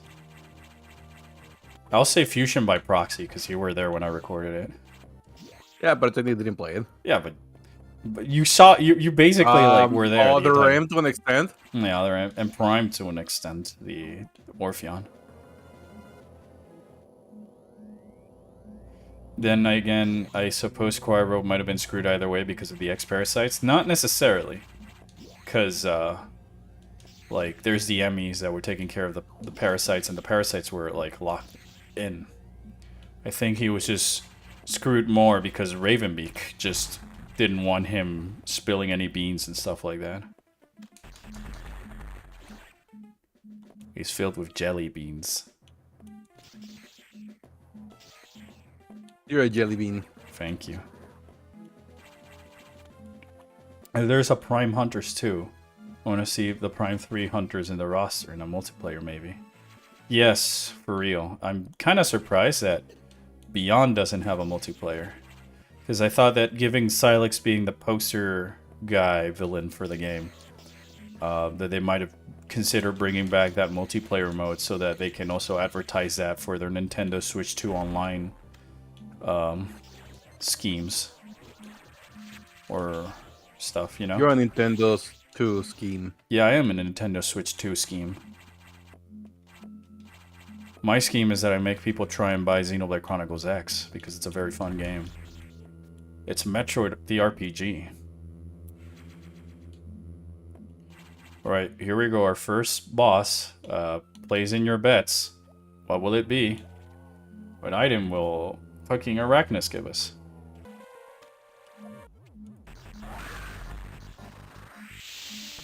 Metroid Zero mission game. We see Zero Suit Samus can crawl down small spaces. So it makes me think why the power suit can do that. Is it because it's just bulky? Well, the real world reason why the Morphle works is because, hold on, let me see what item I got. Infant Metroid. An Infant Metroid. 4 more remain. Oh, I guess those are like the Sky Temple keys for this one, so you can collect them all and you beat the game. It triggers you finale, maybe. Interesting. This is the only enemy weak to every type of weapon. Well, he didn't seem to take damage from the power bomb, so maybe it's because it was rolling, but I believe you. Andreda would be kind of broken if multiplayer were to come back. I mean, you could probably put a catch on her. Or just make her an amalgamation where she just has different abilities from different hunters all put into one. Similar to how they do it with fighting game characters. Seth from Street Fighter 4. 12. But to answer your question, chat member, the reason Samus cannot crawl in the armor, in terms of the real world implications of how the NES game worked, is that the technology was just not there to have a sprite crawl in the game. And I believe that while trying to program it or something along those lines, she accidentally kind of like the sprites were like messed up and it turned into a ball, so they kept it like that. I might have that part wrong. Feel free to correct me in the chat. But that's the whole reason. They wanted her to crawl originally in the NES Metroid game, but that was just too hard to program and animate for an NES game and the technology they had. So they just ended up with doing it with a ball.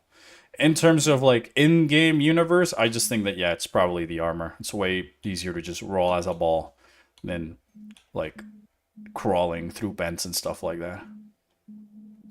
Especially given that the Varia suit's armors get ridiculously ginormous.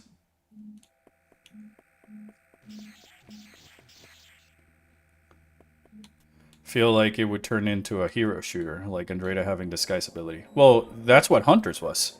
A hero arena shooter. It was the hero shooter trope of each character with their own unique abilities and their own special stuff, like in Team Fortress or Overwatch. No, it was Team Fortress, but it had arena Quake, but the combat was more Quake, and the maps were more Quake than hero shooter push the objective.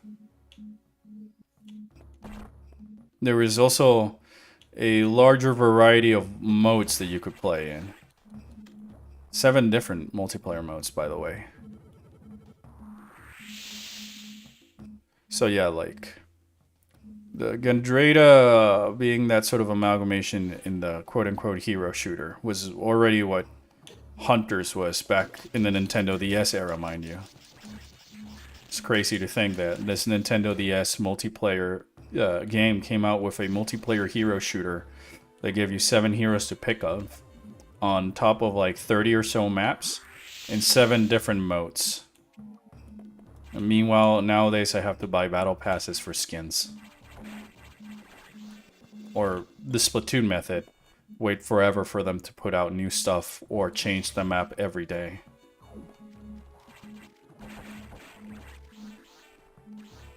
Prime Hunters 2 should also have the multiplayer stuff and content from both Prime 2 and Hunters. Yeah. There was a part of me that thought that that might have happened with Beyond, but you know, now it's a non-thing. I'm not sure some of the hunters in Metroid could be considered heroes. Well, the implication of the theme hero, the word hero in hero shooter is just left there less because they're actual heroes, but more because like superheroes, each one has like a unique ability or thing they fill into the gap, you know.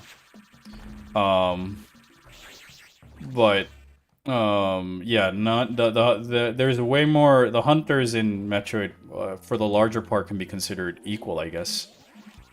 Rundus and Gore are both like lawful aligned. They do things for good, and so is Gandrada, even if she's just being a jerk about it. And then in Hunters, the only guy that's not Samus who's good, or could be seen as good, are both Spire and Noxus. Noxus just wants to make sure that the power, the ultimate Olympic power, doesn't fall into the wrong hands, while Spire is just more concerned about learning more of what happened to his species, thinking that the Alembics might have knowledge of what happened to the Diamonds. So, I guess when you think about it, there's more law-aligned hunters in Metroid than there are evil. Because that would leave Silex, Weevil, Trace, and Candid, so it's 4 to 5. Hunter shooter? Yeah, I like that idea instead of hero shooter. Shit. I think the view on whether or not someone is a hero is subjective to what side they're fighting for. Yeah, of course. But I was meaning that yeah, like, I could see Rundus as a hero or Gore as a hero because of the things that their lore says and their morals and stuff like that. Or at least law-aligned. Spire would be the only one I can think that's probably neutral aligned, because he's just more concerned about himself and not so much the grander scheme of for good or evil. Is Samus really good though? She commits genocide and explodes entire populations away on planets. Well, if I may, the planet destruction is not voluntarily or willingly, if you think about it. The only exception being planet SR388, which last time I checked, might have been completely consumed by a species that's hell-bent on assimilating the entire galaxy. And that has not shown much of capabilities of sentient thought. And rather, it just consumes for the sake of consumption and hosts and stuff like that. She didn't blow up Sevis. That was a Mother Brain who activated a self-destruct sequence as a fail-safe plan should Samus defeat her. So I wouldn't really say that she blew up Sevis purposely. The same thing kind of happened in FaZe, but even in FaZe you can justify the fact that, well, if we left FaZe alone, Dark Aether, you know? And then ZDR was also just another chain reaction that she didn't quite do. So if we're gonna use the planet destructions, it's only one that's actually under her belt that she willingly destroyed. And I guess Dark Aether, which, again, I think there's enough of a moral justification to destroy these cosmic horror evils from consuming all existence. In terms of the genocide, it's only like, again, X-Parasites, Metroids, and the Phazon/Ing, which are one and the same. Which again, cosmic threats that if not taking these precautions would just the entire galaxy. And because as we saw, there was nothing that could really oppose them. So, yeah, I would say that Samus is in the law line stuff, because if she was truly in the chaos or evil route, she'd be using her powers for those purposes. She doesn't need, like, she's a Chozo, you know? She can just be a Ravenbeak if she wanted to. But the fact that she is not a Ravenbeak or a Dark Samus or is an SAX is what, for me, you know, solidifies her as a lawful character, or as a good character, if you may. As in good, not as in well-written or whatever. Omega Beam should have been an instant KO power-up. That would be funny. Yeah, that would have been great. Especially for, like, the cleanup. Alright, I think that's all I can get in Sector 2 at the moment. Because for those other two, I need the speed booster. Yeah, Samus mostly isn't the one caused the planets to explode. That planet was filled to the brim with X parasites. Yeah. Yep, I do agree with that. Was just saying that from the perspective of the species being eliminated, she's not seen as the good guy. But the thing I'm saying is that the species she's eliminated, wouldn't be able to even comprehend that. Like, they're not sentient. The only case where we were shown a semblance of sentience was with the baby Metroid. But even then, there's a lot of theories that I can throw about why the baby Metroid is the exception to the rule rather than the norm. And stuff like that. And it has to do with the Aeon Energy or Mother Brain just meddling with the Metroid's evolution. The X-Parasites don't show any capabilities of being sentient. They just assimilate thoughts and stuff from other species. And then the Ing are just nightmare creatures. Quite literally abominations that should not exist and are, you know, like... I guess that, yeah, in the perspective of the things that Samus is destroying, she's the bad guy, but the things that she is destroying is the bad guys. That would be saying that the Bokoblins, Link is a villain because he fights Bokoblins and kills Bokoblins, you know? And that in Ganondorf's eyes, Link is the baddie. Or Bowser or Mario with the Koopas, you know? Prime Hunters 2 multiplayer arena mode with stages from Prime 1 to Hunters and 3. That'd be sick. Especially because the rooms in Hunters were specifically designed for the multiplayer mode in mind, so... I'm gonna go fight this boss.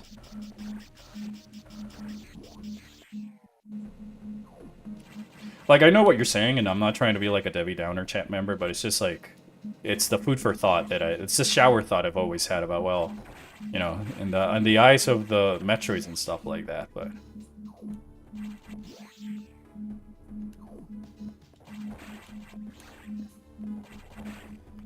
It's different, I guess, in the case of Samus than Link, because in most Zelda games, they imply that Link's sort of good alignment comes from the fact that he's either a reincarnation from the same hero, or... the fact that it's destiny that he should destroy the villain, you know? Of sorts. Versus Metroid, where though Samus has been the chosen one for several species at this point, there's no really a prophecy or anything stopping Samus from, aside from her own morals, of course, from her just taking the mocking route. What about Wind Waker Link? Oh, you mean Toot Newt? What about Toot Newt? Isn't he also just another reincarnation of the hero of time? Oh, supposedly Toon Link is a descendant. Yeah, right? Yeah. I assumed as much, given that Tetra then becomes Zelda, and he needs to go find the Triforce of Courage at the game. So from my understanding from, like, the newest timeline, Toon Link is a descendant of Ocarina of Time Link. Oh, the Ocarina of Time Link, where he doesn't defeat... No. No, he defeats Gandalf but stays an adult. Then why do they flood the world? Because I thought they flooded the world because Ganondorf won. I believe that the timeline, there's like two... There's the... Yeah, the Ocarina of Time has 3. Yeah. Ganondorf wins, Link returns as a child. Link Which returns ensures to Majora. his days as a child, which is Majora's Mask and Twilight Princess. Yeah, then there's And then the Link Wind winning Waker as an one, adult, which and then Link winning as an adult but returns as a child.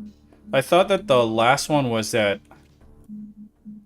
it was like the future where Link defeats adult Link defeats Ganon, and that future just sort of branches off, and Ganondorf returns, and there's no one to stop him because the hero sort of vanished, as it's insinuated or said in the opening of Wind Waker. Yeah, that's one the defeat one. I think that the timeline is just never was quite necessary. It's cool that it's there though. Well, the official one, they got rid of it and decided to make a new one. Yeah, I mean, now we have the Breath of the Wild verse. Yeah, Ocarina of Time, Link dies, fails. In general, then Zelda 1 and the NES happens. 3 Metroid, infant Metroids.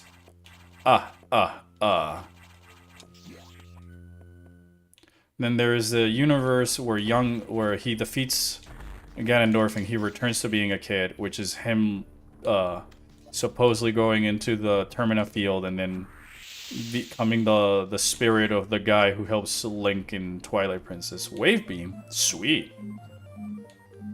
But then there's the Wind Waker. Wave Beam is kind of crazy.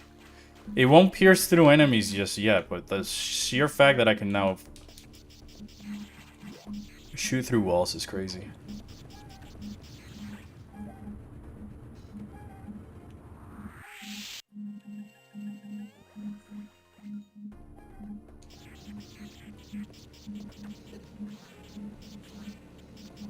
Maybe did it pierce through enemies? Maybe this early's super blessed.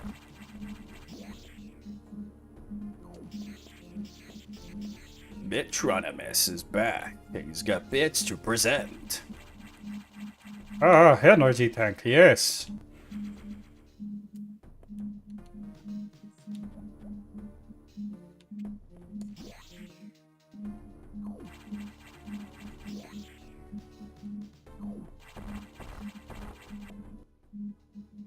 Boom.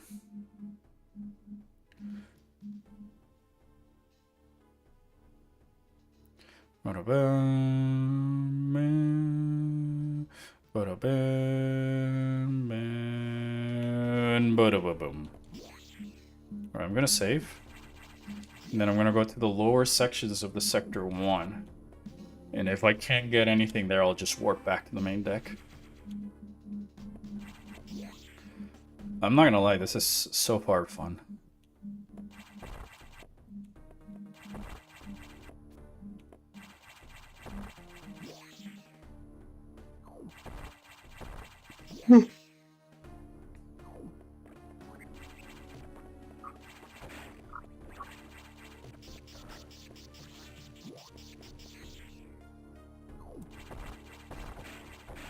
I just have the screw attack, it's too ridiculous.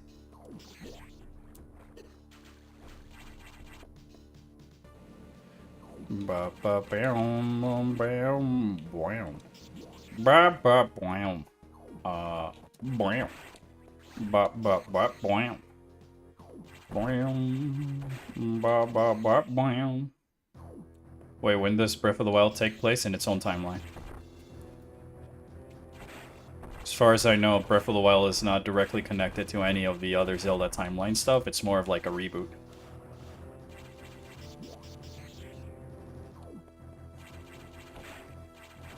That's the last thing I know about that. Well, the only thing I know about that, I should say.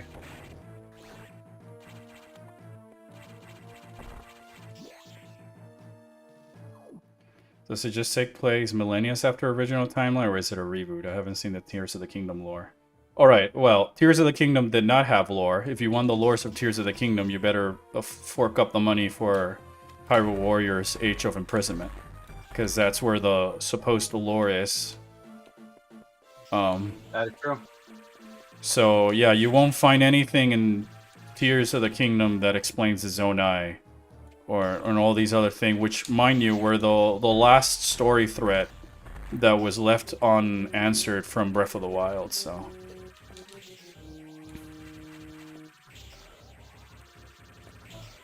This guy looks cool in green.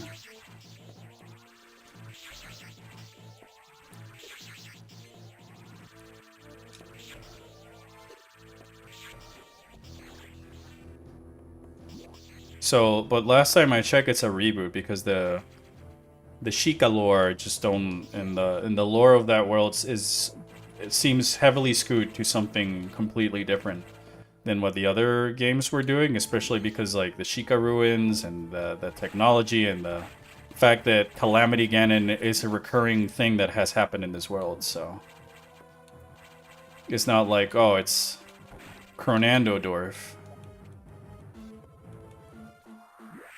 Oh, level 4 security. Sweet. Yes! Some enemies in the randomizer had sprite changes, so they could be distinguished when enemy palette randomizer is enabled. Oh, that's pretty cool. It's cool in general. And now I realize I can't get this item. I need the fusion missiles. Alright, then I'll warp. But I know where that is. Gold Pirate's got a mohawk. Yeah, that's cool. It really fits them. So let's go Sector 4. Oh, yeah. Sector 4. What you gonna do in Sector 4? Try and defeat Ceres. See and collect as many items as I can on my way to fighting Ceres.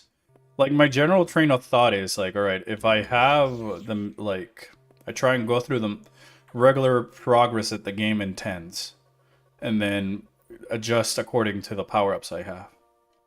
A movement system can be found in main deck. The super missile barrier's got some spikes, so you can tell them apart from the regular missile ones. Ah, sweet.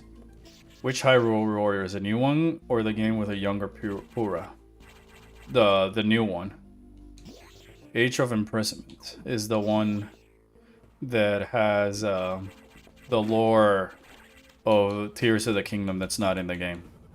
Similar thing to they did in Age of Calamity beforehand, but at least in Age of Calamity it really felt like it was supplementary material to what was seen in the game and explained in the game. Oh my gosh, dog.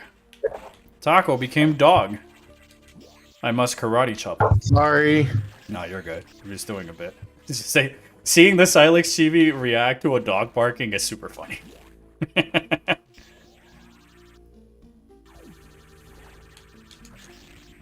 Because at least also with like the memories in Breath of the Wild, you had enough of like a purpose between in the struggle of what happened 100 years ago to Link and Zelda. And the motivations and stuff like that. And when you completed the Divine Beasts, you would get more exposition and lore by Link's interaction with the champions and stuff like that. That in Tears of the Kingdom, it's just a Secret Stone Demon King cutscene played 4 or 5 times repeated. And then these sages only become actual characters is in the $60 game that's supposed to complement the $70 game I paid for a few years ago. So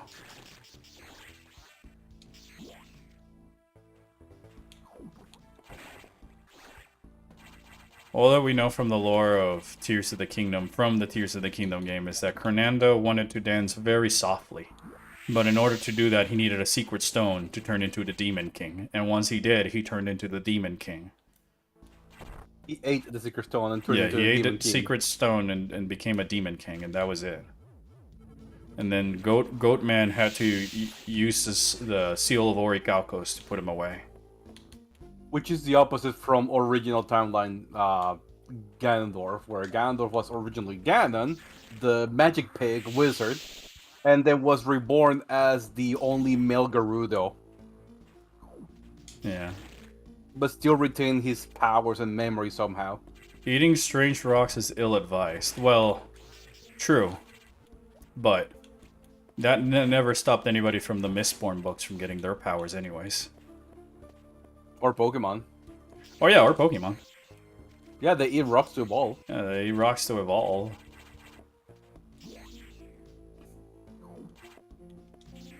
I was expecting a Mega Man Legends timeline with Breath of the Wild. Yeah, I mean, I just am kind of sad because like there isn't the lore I wanted in the game that was supposed to tackle the Zonai stuff.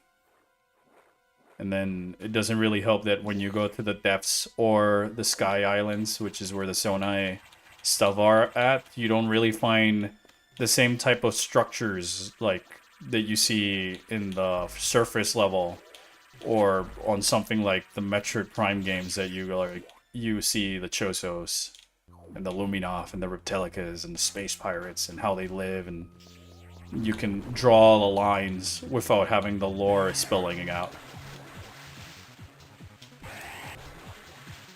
I mean, to be fair, they didn't even explain why the Sheikah stuff just magically just vanished after being incorporated all over Hyrule.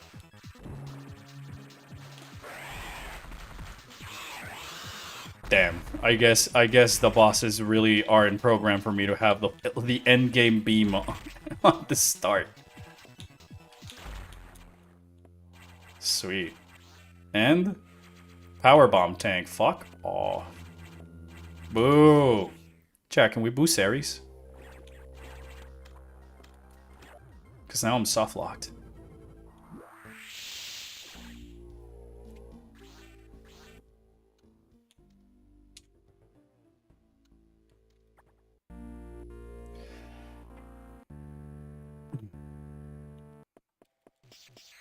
Yeah, no, we have the Ice Beam and Wave Beam already. With charge, so. I didn't even know that you could just, like, collect the Ice Beam in these randomizers. I thought that it was just something that's gonna apply in the cinematic for the ending as always, so.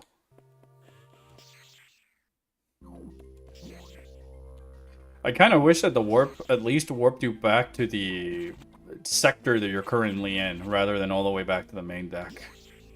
Or give you the option. It's something I feel like they can still add in a patch if enough people are asking for it, I guess.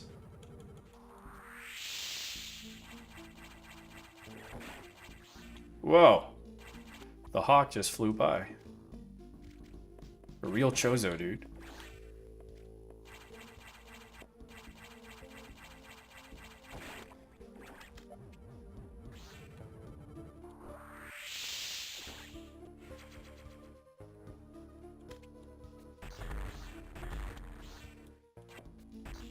Alright, now we go to Sector 3, I guess.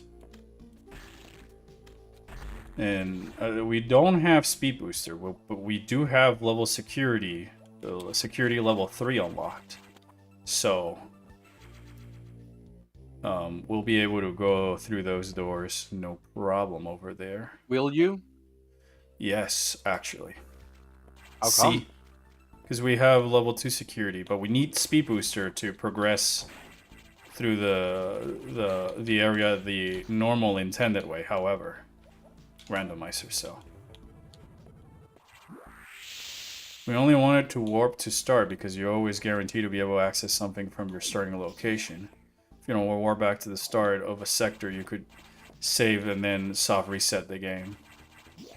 True, I guess. It's just that, like, soft resetting the game is not as quick as just warping back to the beginning of the sector, which might be closer than having to take the elevator back from the main deck. But I understand the thought process. I don't think it's too much of an issue, mind you. It's just like food for thought. It's at least like I feel like it might help streamline a little bit the fact that, like, in that particular situation, well, I still had some things to collect in Sector 4. So being able to warp back to Sector 4, because I wanted to warp back at the entry, because maybe my save point, like in that case that I was in, feels like the perfect, weird, specific scenario for that. Where, like, alright, I was in Sector 4, I saved the Nexus series, but the item I wanted was closer to the entrance of the sector rather than the save room, you know? Well, your starting location isn't guaranteed to be the elevator hub depending on your settings. Well, I guess true, but I'm saying, like, I didn't make the seed. I didn't play with a randomizer. Gabe sent it to me, so it's as blind as I can be about it, and I think that's a little bit more fun because it also makes these color palette schemes silly and fun. But I just meant it for like that one particular scenario might have been great because if I soft reset, I'm too far away from the item that's in the sector that I'm in. But going back and warping back to the main deck also seems like I have to sit through another loading screen just to get back to where I wanted to be. But I was just, I guess, thinking about how the Echoes randomizer handles it, because in Echoes, I understand it's a completely different game and a completely different project, so I'm not really asking one project to be like the other. But in that one, you can just warp to any room. So it just makes a backtracking for like, oh, I got this thing, I don't want to walk all the way back. It's a little bit easier, but it's not really an issue. Alright, can get that other thing. I feel like you should definitely still just listen to more feedback. If there's some more people asking for this feature, then maybe it might be worth considering going through the trouble. But if I'm like one of the few that have voiced it, then maybe it's fine as is, you know? Oh, white beam, I'm assuming? Because I already have wave.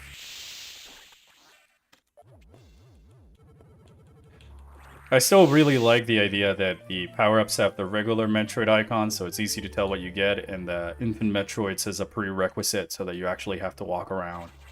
The fact there's an actual warp feature and the being able to turn on and off your abilities is also pretty cool. And that how the warp works and all that. Like, this is a problem. Oh, how you like this weird color palette? I actually kind of like it. It's super crusty. To the point that I feel like it's alien. Like, this area is normally like a sand yellow. Oh shit, box.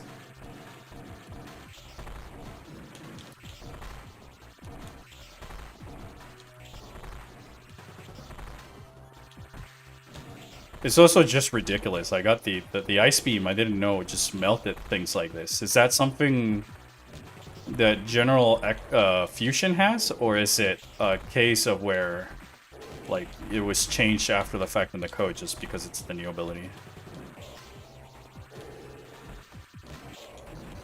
I don't think I've heard a lot of feedback regarding warp options, but I do understand where you're coming from. Sweet. Like I say, most of my comments when I'm streaming and all that stuff, it's just general feedback and ideas and stuff like that. I want to be able to help projects and whatever I'm doing, wherever I'm playing, get better or more streamlined or more accessible to others. So I hope that those 2 cents might be something of value at some point down the line, if you may. And if it doesn't end up working, then, you know, at least there's a reason why. Of sorts. Still, consider me rather impressed. I didn't really know how much of a randomized fusion can be, and this is definitely shattering my expectations. The ice beam is a vanilla item, but the beam code had to be rewritten a bit to facilitate splitting the beams into individual items. No, yes, I know that the ice beam is in the original game that you collected with the SAX at the end of it and all that, but my questions was more so the fact that is the game regularly programmed that the ice beam deals more damage as much damage as it's doing right now because that nuked bosses faster than normally, or is it something that you manually change to give the beam an extra bit of a difference or something? I don't know if I'm phrasing my question right. Varia suit. No clown vomit? So disappointed. It's blue and red, though, so I guess it's kind of like a tad crusty. Alright. Well, the ice beam and the vanilla is the strongest, but there's some math to calculate the beam damage in Randomizer. Gotcha. That was my question. I would love to hear more about it in general, because this is my favorite Metroid game, so... All I'm saying is if I had access to the Discord, to like a Discord DM, I'd be asking like 10,000 questions because I'm trying to reverse engineer a little bit of this game, just because I love it so much. It's my favorite Metroid game, tied with Echoes. Another power bomb, hooray!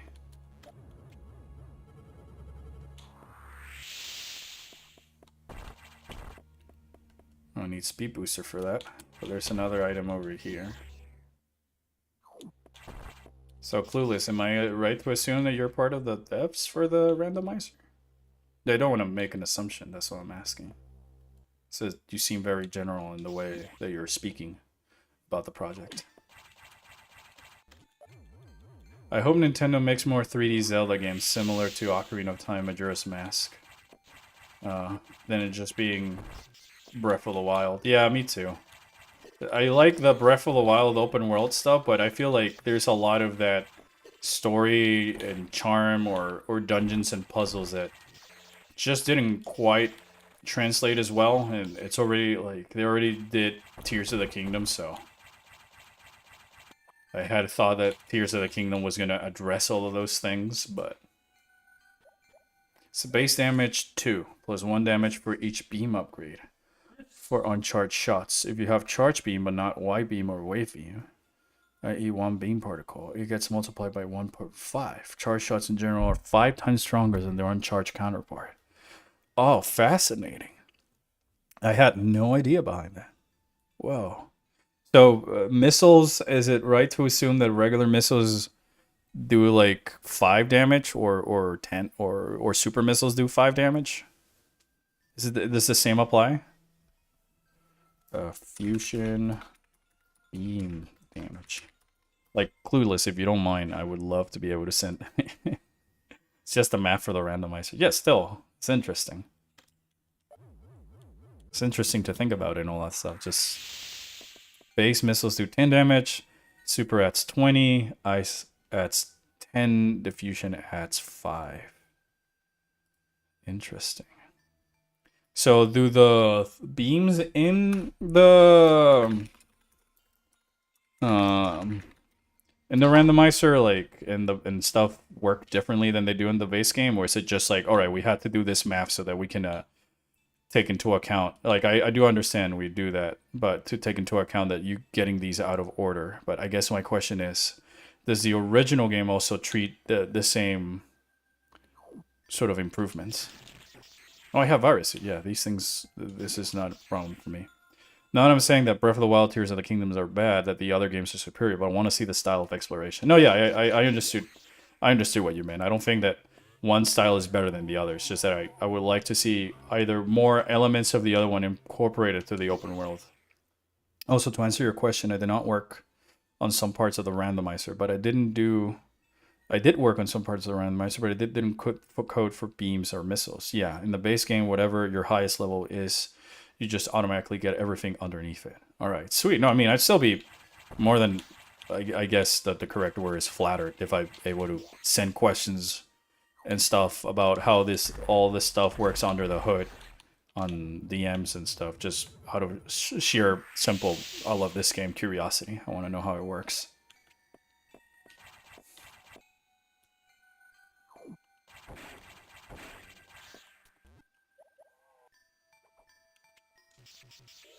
Or if there's any resource websites that you know that I can get that knowledge, I would also appreciate it, of course. I don't want to take people's time out of their hands by answering my silly questions regarding these games that I've been obsessing over 20 years.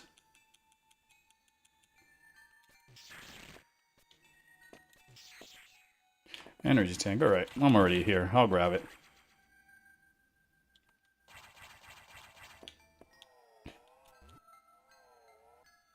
Yeah, I assume that it would be that in the vanilla game, it's like just grab everything that's underneath and just take the damage of whatever's strongest. But my questions was more if the damage increments in a way that it's similar to the randomizer or not.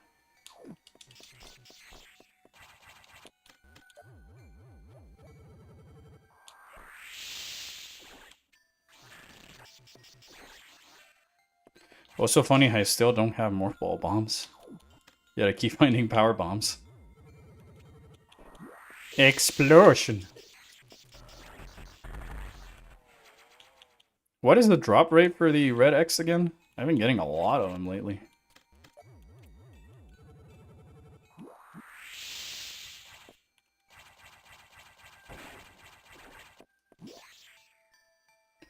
Oh yes, we try to make it in increments similar to what you would have in the vanilla game. Yeah, okay, I'd imagine. It's just that you guys made a new formula map because, again, randomizer, so you gotta take into consideration beams being upgraded out of order, which is cool.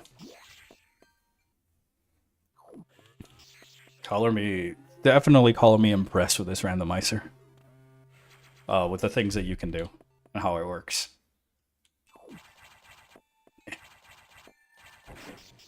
So cool.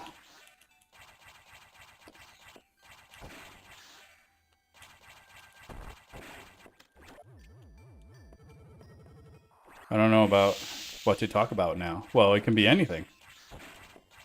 We can talk about recollection if you want. Red X drops were raised 4 times in the randomizer. It's less than 1% though. Wow. Crazy. Yeah, because I remember like in the original game of them being less than 1%. So, given the fact that I've seen several more, I was curious, I guess. Like I've been getting way more than I normally would have. Like there's another one over there. Most of the stuff I've worked on are small bug fixes and accessibility features. Well, that's still a lot. Don't sell yourself short. I wouldn't say that's like little. Bug fixing is still big thing. About the original first Hyrule Warriors, that game is cool because I thought that game was fun. Maybe a little too mindless for my taste. The Muso series and too grindy as well. But I thought it was fun. Yeah, it went from 1 in 1024 to 1 in 226 for the red X drops. All right, yeah, that's considerably enough that it makes sense why am I finding them so often.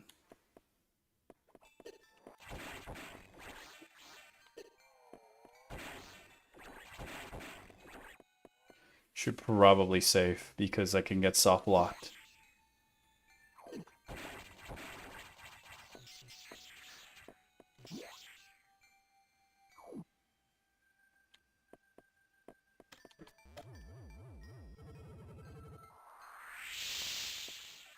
I always forget about those blocks down there.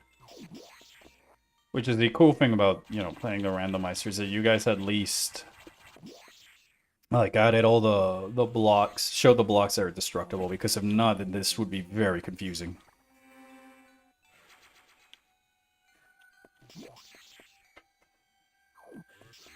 Oh, is the stream dying? Question mark? No, Am I on done? my end. Oh, okay, sweet. Because I see it's red on my end. The connection. I was drinking water, so I couldn't reply to you. Huh? I was hydrating. Oh.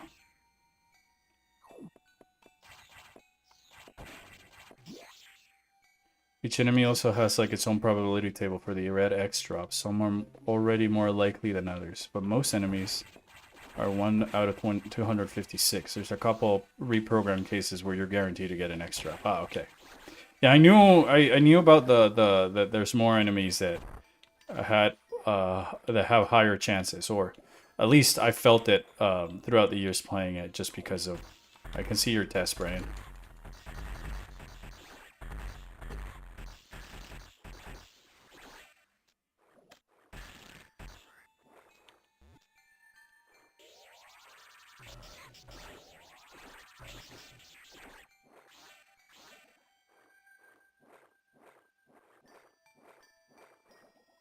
I guess we're gonna go fight Nightmare now. Nightmare. Nightmare. Yoshi P, when asked about bringing Final Fantasy XIV 1.0 Classic.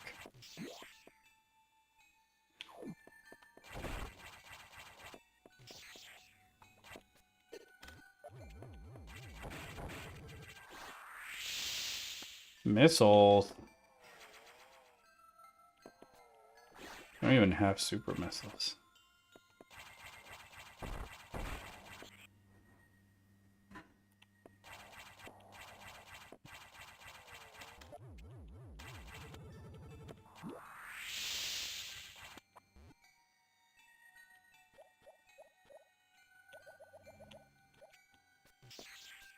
Nightmare, laser, laser, laser, lizard, a lizard.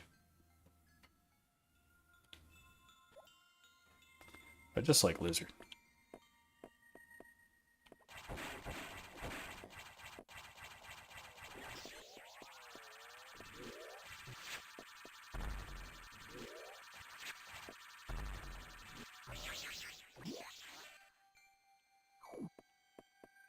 Oh, it's a Metroid. Alright, so yeah, we'll go fight Nightmare. I need those. So, question. I guess for people who've played this before, clueless if it's still here.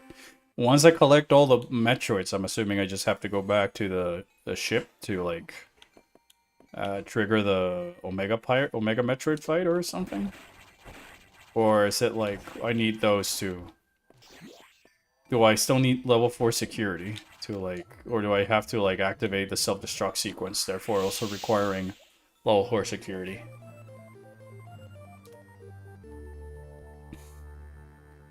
Two more infant Metroid remain. Well, let's hope that I get something, because if not, I'll have to come back here and fight Nightmare at some other point. It's gonna depend. No, I think I'm soft locked actually. Yeah, I'm pretty sure I'm soft locked no matter what happens, but I'll still fight Nightmare. He's here.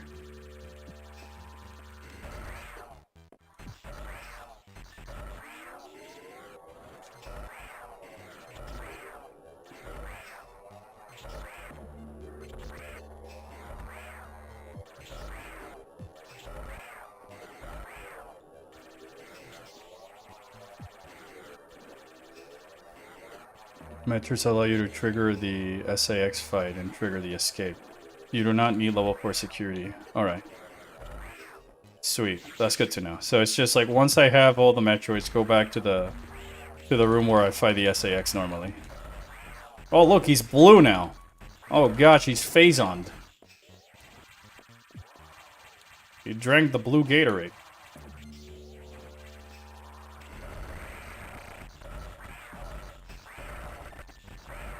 Good morning, Ryder. Good morning, Ryder.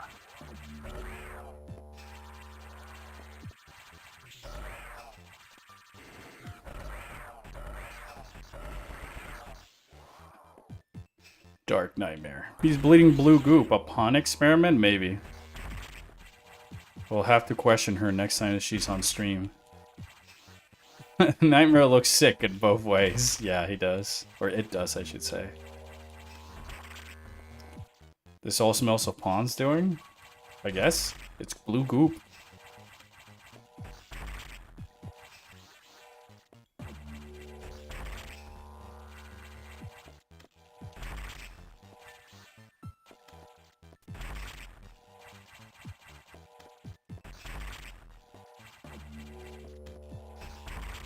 Gosh, I don't have super missiles.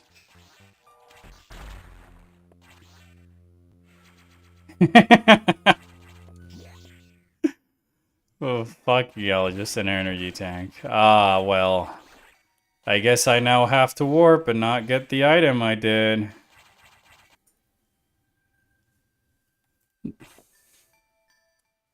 Shit.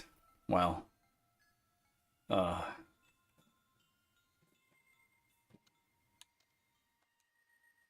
Shame I won't be able to keep that Metroid. So I gotta go in there with Gravity Suit and Speed Booster, which I guess means I won't have an early SAX fight as I thought I might. Good morning, Ryder. I feel like I misunderstood that reference. It's a Kamen Rider Cysts. Right? Yeah,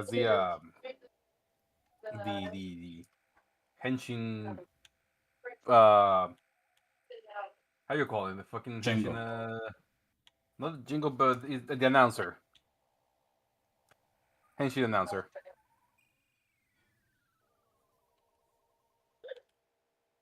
All right, maybe we can go do Sector 6.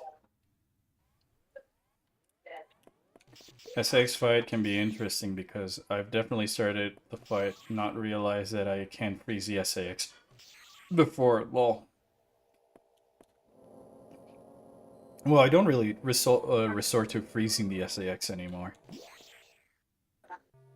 So it would have been interesting to fight him without any freezing weapons, but then again, my first power-up was the Ice Beam. Fighting against an opponent that have the power to control gravity does sound dangerous. Yeah, I mean, I guess if we're talking about like true strength, Nightmare could just, I guess, control the gravity to squash me. And Bland Sam is like a pancake.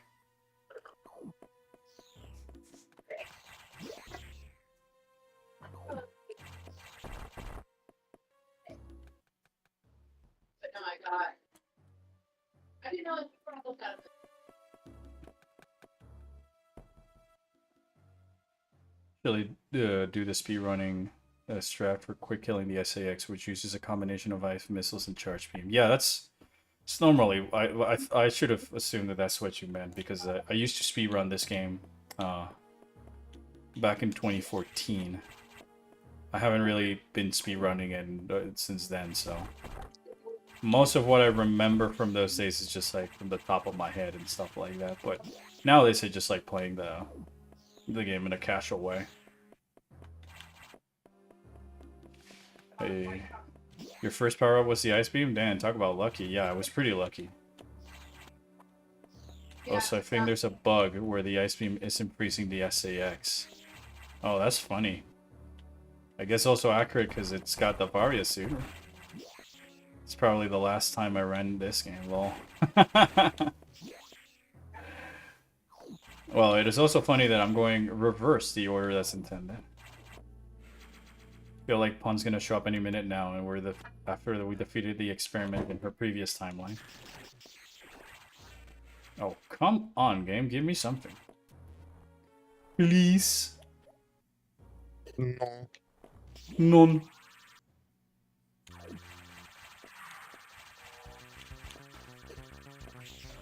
Barrier X is probably very confused that I went through the wrong door.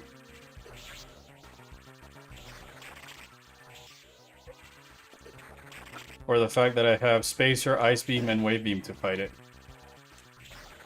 Wow, it just destroyed it. Obliterate it. I'm Exodia. Oh, thank you.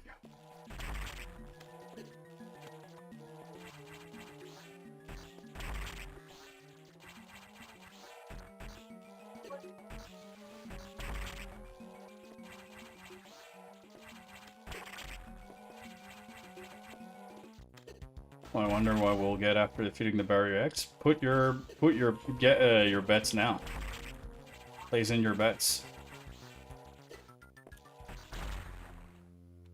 Super missiles. Power bomb. Fuck. Oh well.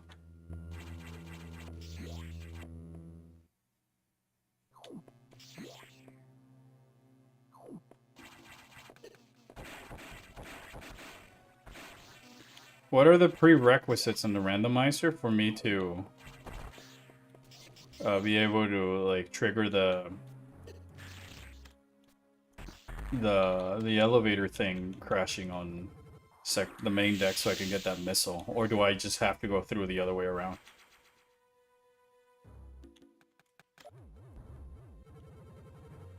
I wouldn't know. Can you get nothing in this game? Well, if you count the baby Metroids I have to collect to complete the game as nothing, then yes, I guess you can collect nothing.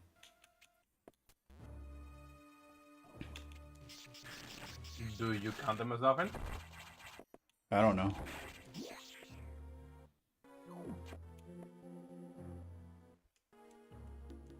should know. Maybe.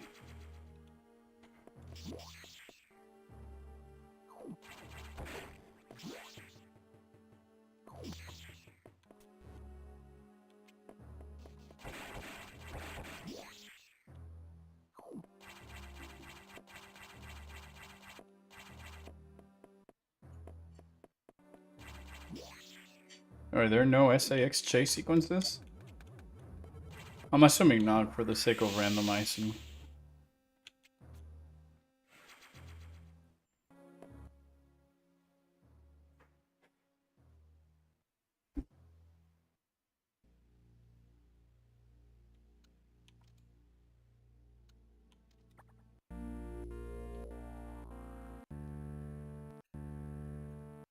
Alright, so I guess it's main deck time then.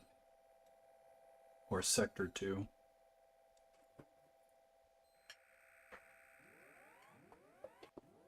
What about the lower decks? We already went through all of them. Well, how about going again? I didn't see you going through there. Have you not been here for the last 3 hours almost? No. Correct, no chases for randomizer. Yeah, I guess that makes sense. You can't really predict how the player's gonna enter a room sometimes.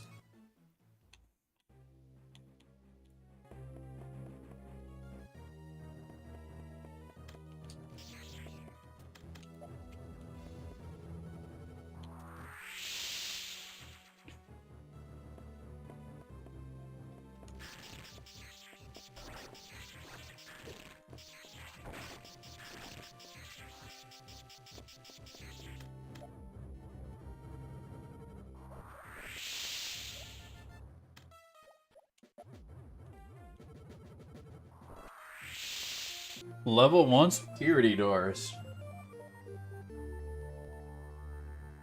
Okay, so that's some things in Sector 2, Sector 1.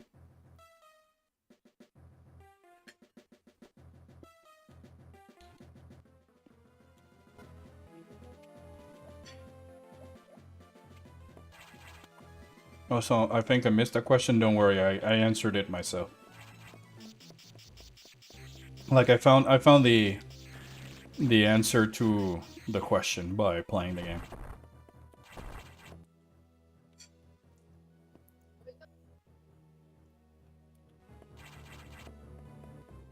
Let's go find Gabe's favorite game, Devil May Cry? Yakuza. Ah. You need to play Hawaii. And Like Yeah. a Dragon. So And 1. but they're so And long. 2. No, And 3. no, I'll watch them. And 4. And 5. There's just too many. And The Man Who Erased His Name. And Gaiden. If it weren't for the fact that Yakuza, the Yakuza games have continue to have impeccable quality, a variety of content, and a great sense of humor and storytelling, I would say that it's getting a little bit Assassin's Creed.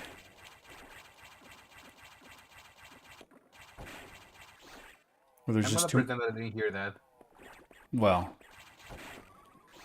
I'll say it again. It's getting Assassin's Creed if it weren't for all those other things that I said. Our bombs.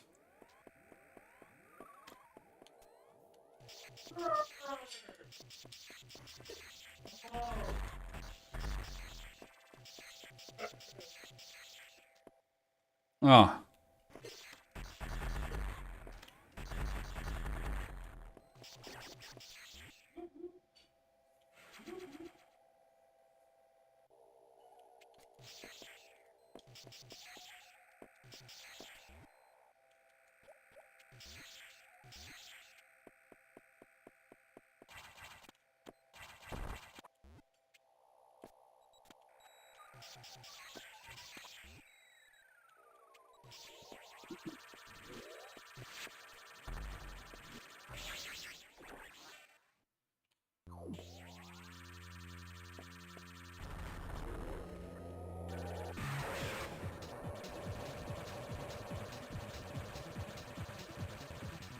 Oh.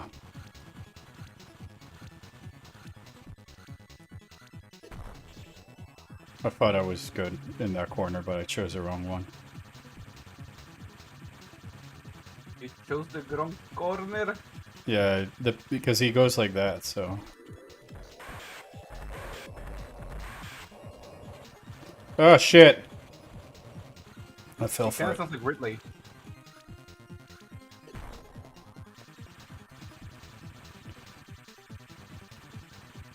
Would you guys say this is like when you're playing this game on your casual run, that this is one of the main filter bosses? Because it certainly felt like that when I played this for the first time as a kid growing up.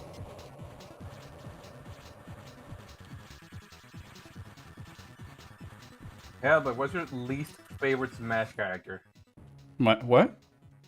Least favorite Smash character? Pyra and Mithra?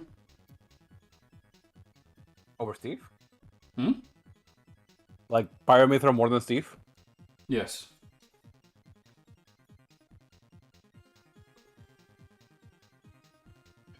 Is it because they took away the chance for Elma? No. It's just because it's Pyramithra. No. Ah.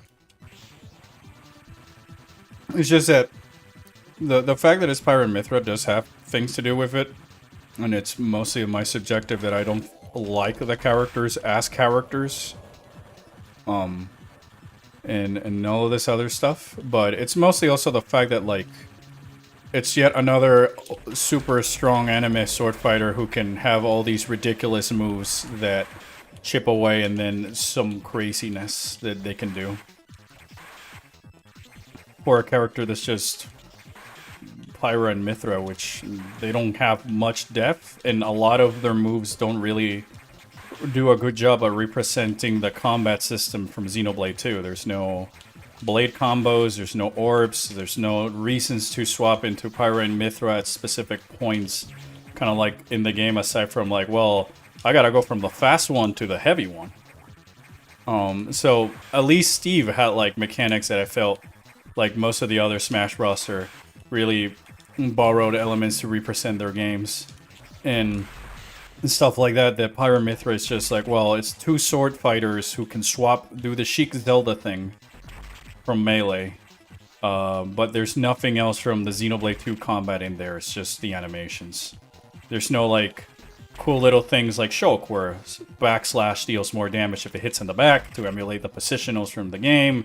He's got the parry is the Visions, which is a mechanic that actually happens in combat, compared to Mithra's Foresight, which is just something that happens in the lore, but you don't really see Visions, kind of like in Xenoblade 1 mid-boss fight.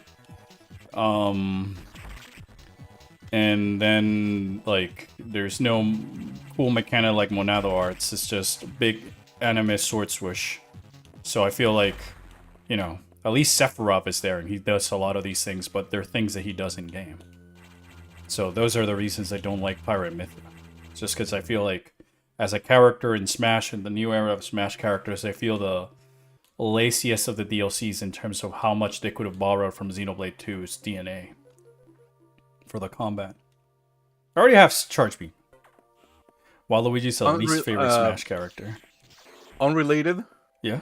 Pawn found the Dragon Quest Slime controller. Oh my gosh, no way. She has to buy it. What?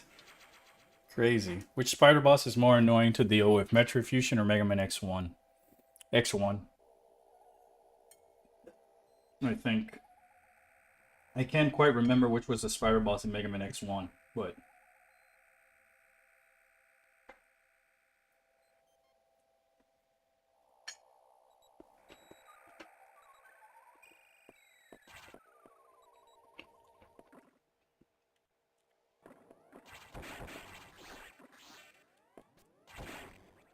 Because at least for like the other Smash characters, like Piranha Plant uses a variety of moves that are unique to the character that you don't really see in much other characters.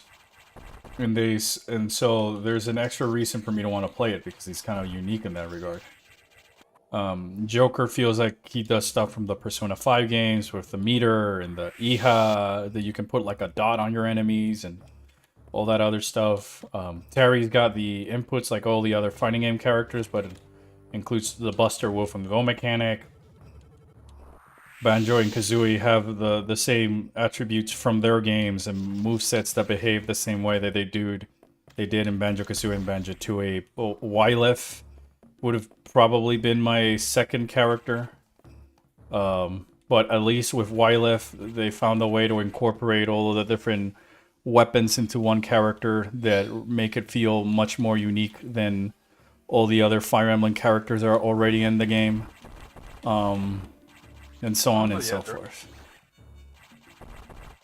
I probably like more Pyra and Mithra than Byleth, but I just think that as characters are a little bit on the lazier side. If they had implemented something like the elemental orb, so that way you couldn't spam one of the two, and you have to use them in combination to each other, as it's intended to happen in the base game, then I think it would have been a very fun and interesting mechanic of sorts. Because if not, it's just like, it's another Pokemon. It's just Sheik and Zelda, but they're both using the same sword. So even then, they don't have as much visual uniqueness from each other as like Sheik had with Zelda, or Zero Suit Samus with Samus, or heck, Pokemon Trainer, who's still in the game. Oh. And he can summon 3 Pokemons. Pyra and Mithra don't even have, like, Numa as a Final Smash thing, despite her being a spirit.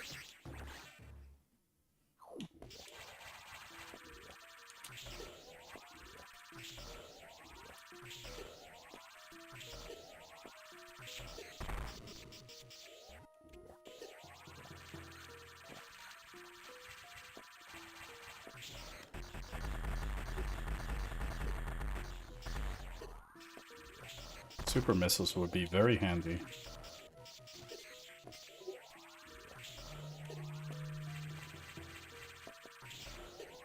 Because even Hero has the whole down B thing, the mana system. Yeah, Hero feels like a Dragon Quest. Like, Pyra and Mithra don't have any of that. They can just swing hard because they swing hard. The only thing I don't like about Hero is the critical hit system. I love that, honestly. I don't like it because it's in a fighting game context. And I feel like when there's a random chance of a crit in a fighting game and it's only unique to one character, it's kind of like... Well, it's like if Asuka R. Crutz could have infinite mana without having to use his resources. There's no detriment or downside to the fact that he's got a random crit, and I find that very weird that it's only Hero, given the fact that they're not the only RPG character that has, or game character, where random critical hits are a big thing. So, like, if I were to bring Hero back, I would just remove the random crit, or make it a spell that makes it so that your next hits are critical hits. Because then you can just suddenly kill somebody at a less percentage for no reason. And the guy who plays Hero says, oh yeah, that's great. But the guy who's not playing Hero says, well, that's bullshit. And at that point, the fun disappears from the game. When one of the opponents feels like they lost to random chance rather than...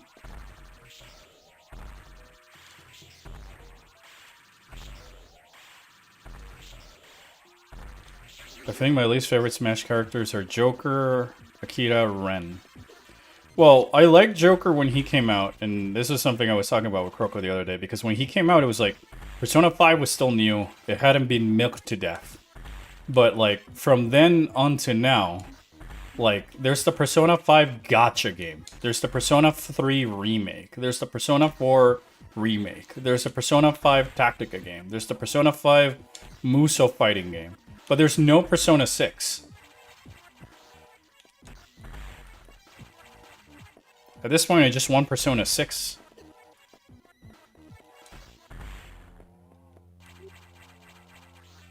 Or at least 2 Infant Metroids. Another Infant Metroid. Alright. Not Super Missiles, but I'll take this.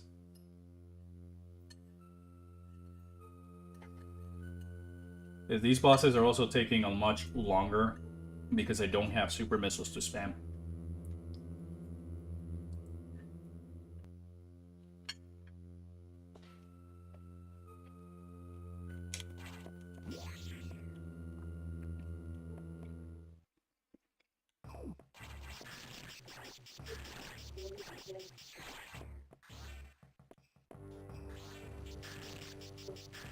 Brian says that I don't want Persona 4 to be remade. Just give me Persona 6 already. But they already announced a Persona 4 remake a while back, though. It's already being remade. That's the next Persona game. I do want Persona 4 to be remade. I Because don't. honestly, Persona 5 has such a good quality of life and a lot of like good changes to the game series that they put in Persona 3 and just made Persona 3 such a much better game. I would like to see in Persona 4. I would like to. Me too, but I would have liked to see that happening after Persona 6. So that way, there's like a new Persona game, and now I can get excited about this other one. But I mean, now you can get excited about Naoto in a better quality. I'm not gonna play it, man. I'm not playing the entire game again. Like, I already feel like the Golden Royale reload thing that Atlas does with our Persona games is as scummy as Pokemon releasing Emerald a year later. That now the fact that, alright, I Persona 4 Golden because I thought it was only going to be Persona 4 Golden, but then 2 years later, oh, Persona 4 Remake. And I just want Persona 6 because, like, I've experienced the story, I've experienced the characters. It probably won't even be the same cast, given what happened to Persona 3. So it, like, makes it harder and harder to get excited over it when, like, I don't know. Like, I agree with you that, like, I feel the games would benefit from the quality of life improvements, but I don't think that it should have come at the detriment or prioritization of giving me a new game in the last decade that's just been milking the three Persona games. If it were a Persona 2 remake or a Persona 1 remake, then probably I would get more excited because it's a proper remake to a game that's kind of obsolete and stuff like that. I mean, for Persona 1 and 2, just play Shin Megami Tensei 5. I know, but, like, again, you're using a keyword remake. You're remaking them from the ground up, not just remastering them with some quality of life improvements. Especially given that you're still going to sell the original versions of those games, and there's these ones that are just, like, so obsolete that you might as well play Shin Megami Tensei that I think would benefit more from a remake rather than these other ones. And I hope they don't make another remake after Persona 4 remake. Well, they'll remake Shin Megami Tensei Nocturne, and then they'll remake Persona 5.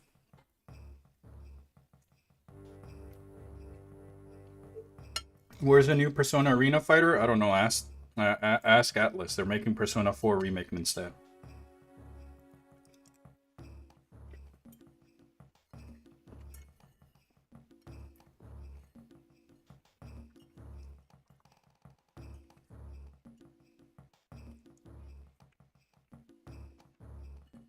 It's just that I also don't know if the Persona games have as much of a replay value for me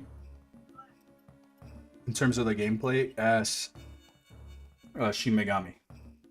Because in Shin Megami, I have the prospect of being able to get a different ending, which in most games usually also means a slightly different story here and there. Or after the specific threshold, you know? Where the Persona 4, now the main thing that changes is, I guess, which girlfriend I have. And because the game is way more story-oriented and more dialogue-oriented, then it feels a little bit more by the numbers versus the intricate bosses that they have in Shin Megami, where they kind of like plan you to take different things and different demons into account in fusions. So like, I feel like I like the replay factor. I see it more in the Shin Megami formula than the Persona formula, that in my current situation, it'd be more like you start playing Persona 4 up to the point that where I'm at, and then I can continue there, because if not, then I'd rather just finish where I'm at, and I got to see the same story. Just that the models... Pawn is in a museum. Huh? Pawn is in a museum, that's why she's seen all the school stuff. Oh, sweet. The National Museum of Video Games. Ah, sweet. I didn't know this was a thing. Me neither, but it's in Dallas, Texas. You know what that means? Yeah. Yeah, I feel like there's just a lot of other games that Atlas has that would benefit from the remake treatment more than Personas 3 and 4. It's just that Personas 3 and 4 sell much more. National Video Game Museum, yeah.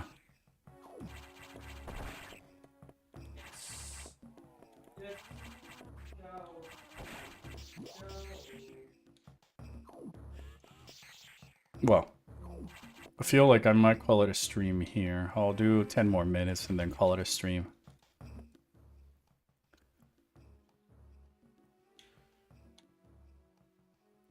We'll go back to Sector 3 now that we have.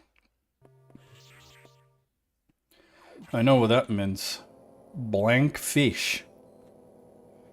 I don't know, Brain. T and L T colon N G T and colon. I think Brian needs help, guys. I also think so.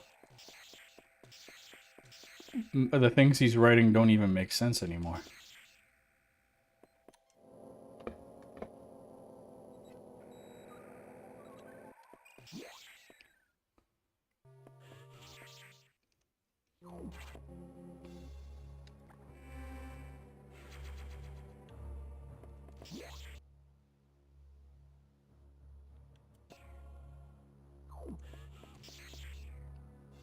I think your text is your chat is thing is parsing his text as an HTML. Yeah, I think so. I guess he's using the brackets. I didn't know that that worked like that.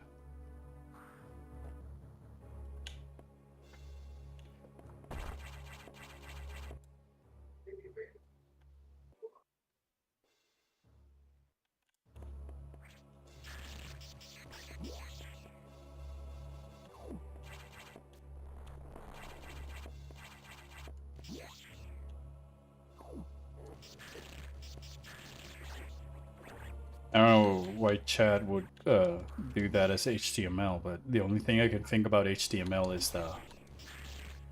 the bracket opening and the bracket closing type of thing, or the I guess the greater or less than symbols. What do you think of the stylized UI that the Persona games have now been using? They're super great. I love them. They're some of my favorite things about the Persona game.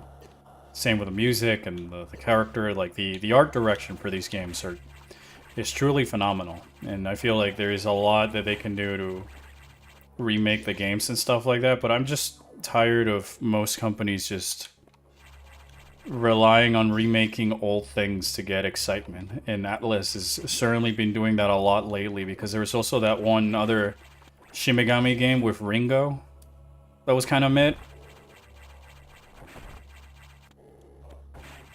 Soul Hackers. That was also a remake. And then we got Shin Megami 5 Vengeance. Soul Hackers is a follow-up. Oh, okay. It's a sequel. Thought it was a remake because of some of the reviews I saw. It's a sequel. Well, Vengeance is still like a Royale Golden.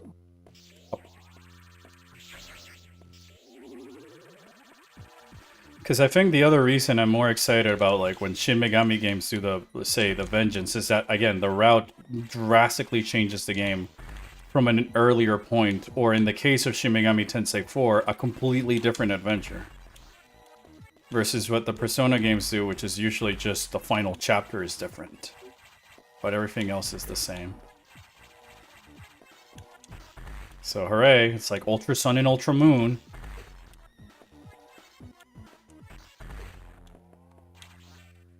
I mean, there was Metaphor Re Fantasia. Yeah, there's that game. I'm more excited about that game than anything else because it's completely new. I still need to play it. It's definitely in my to-play list. But I haven't just been in the mood for an Atlas RPG in a while.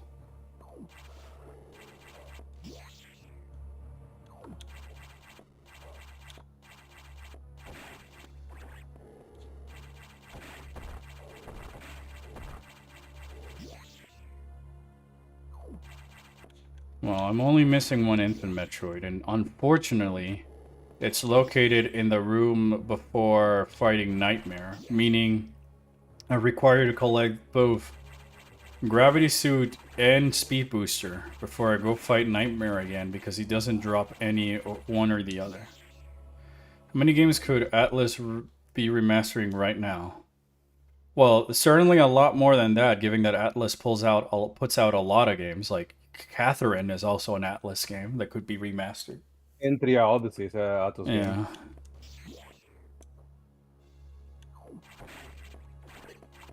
I would like to see like a full 3D Entry Odyssey.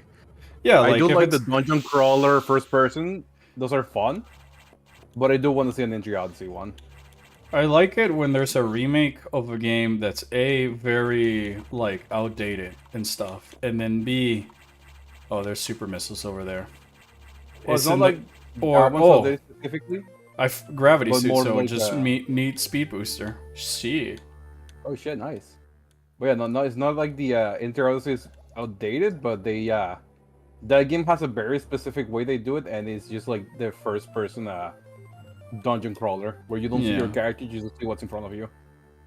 I also don't mind remasters or remakes coming out, like, in between, like, to fill the gap between titles. It's just that, like, that no longer is the excuse with Persona for me. Because it's been a decade.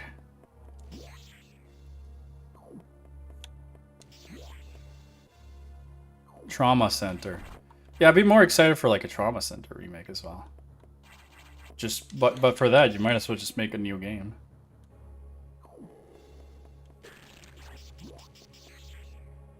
Played a lot of those growing up. I would like another Digimon World. Oh, yeah. I know that's not Atlas, but I would like another Digimon World. Anyhow, the Atlas conversation just came because of Persona and me being salty about all these overindulgence of remakes and remasters instead of just giving me an actual sequel But yeah, like to either would you it or the play- Shin Megami franchise. Like, would you play a Digimon World game? What is a Digimon World game? It's the Tamagotchi, the Tamagotchi version of Digimon. I would It's have your to. basic, it's your typical RPG, but you don't level up normally. You have to treat them like a Tamagotchi. Maybe. Probably. I would have to see more of the game. Like, I mean, imagine any other RPG where you go on an adventure and yeah, fight, but and fight evil I power. would still need to see, because when you say Tamagotchi, I just see idling looking at my Tamagotchi, and then I don't know how to. So imagine Pokemon, because you have played Pokemon, and you have your Pikachu, but you need to feed Pikachu. You need to make sure Pikachu goes take a shit, and you need to make sure Pikachu's happy with you, Okay. and you need to raise Pikachu in a specific way. So So it's evolves more of a into pet proper sim. adult. So it's more of a pet simulator than the other thing. Yeah, the other one's more of a straight up RPG. Digimon World tends to be more of a what do you call it? A pet farm. A pet simulator, yeah. Yeah, well, that's the thing. Pet simulators with me are very hit and miss. It would really have to depend less on the pets and much more on how much time am I petting the pets and how long does it take to do that maintenance before I can get to the meat and potatoes of the game. Based off just Digimon Next Order, doesn't take really that much. Well, again, I would have to see it because I got no frame of reference. Like I do like pet sims, but I tend to be very, I guess, specific on the idle, how much idle time am I spending. If it's like a game where if it's like a portable game, then I'm more inclined to playing it because then I feel like I can do the pet stuff at any other Next point. Order. But if it's like sitting down in a couch and I have to spend time playing the game that's raising the pets, and then I gotta go through and I can only do that when I'm sitting on a couch in front of my TV or on my desk on a PC and a monitor, then I probably would teeter off a little bit more. So the sad part about the next order is was originally just a PSP game. Yeah, but that's the perfect system, I guess. Yeah, but the only like newest release of that game is on PC only. What if pets seem but with otherworldly creatures as pets? Isn't that Digimon? That is Digimon. That's what we were talking about. It's literally Yeah, that. I'm looking at the that's pictures literally right Digimon, now. my friends. You can just play Digimon. You can just, these your pets are just these otherworldly creatures that evolve into other stronger creatures. Because that's No the thing need, about no Digimon. need to imagine. It's the thing since the PlayStation 1. Yeah, we've been talking about it.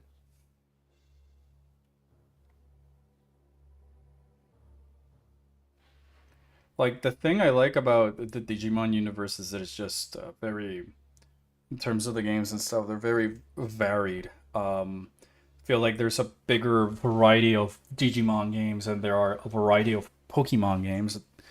And then again, you can insert the joke here that, you know, Pokemon has only made one, Game Freak has only made one game, now two. Nowadays, yeah, they used to do a lot more. Remember Pokemon Conquest? Was that Game Freak? That was Capcom. No, that was Koei Tecmo. Yeah, so it's not Game Freak. But still, it was, you know, It's a spin-off franchise. But I was making the joke that it's just Game Freak has been only making the same Pokemon game up until the point where they added a different twist on it in Pokemon Legends Arceus, but it's still the same game. I think Game Freak only does the main series. I think any of the other spin-offs Yeah, are just all the not spin-offs were usually made by other people. They've not made any of the spin-offs unless you want to count now Pokemon Legends. It's Mystery Dungeon Capcom? I don't know. I don't remember. I'm looking it up.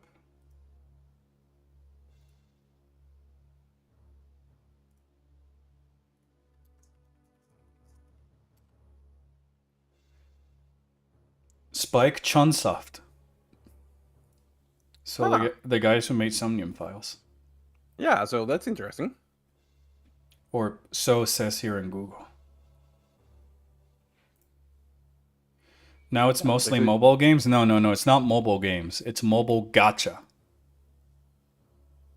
I really like, I know I say this, but I really fell off Pokemon when, especially the Pokemon Presents, when it's like 40 minutes, 30 of which is just advertisement of other expensive, overly priced Pokemon products or gacha games, and then a teaser trailer of whatever the next game is. And then guess what?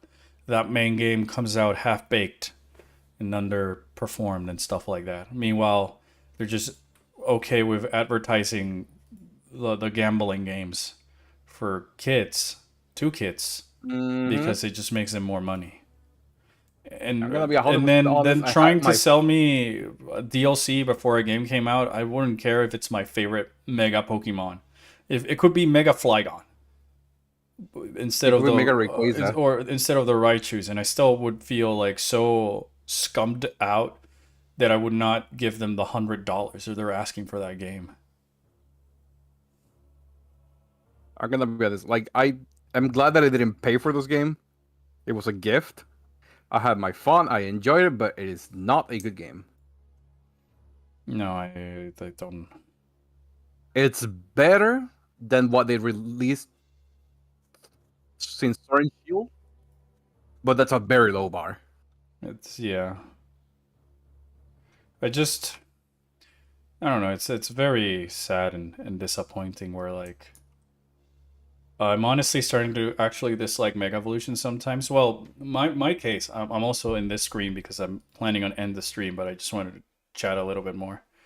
My case with the Megas is that I feel like on paper when they were first introduced, they were cool as a concept, but I feel like that idea was fully idolized um, in like Gen 7 and Sun and Moon with the regional variants, because that way you could have the Pokemon new form at all times. Because like, sure, what if I wanted to have like Mega Tyranitar? I couldn't look at Mega Tyranitar, couldn't interact with Mega Tyranitar. I just saw him for a brief moment in the versus in a battle, and then he does his thing, and then he like nukes the enemy, and then it's over.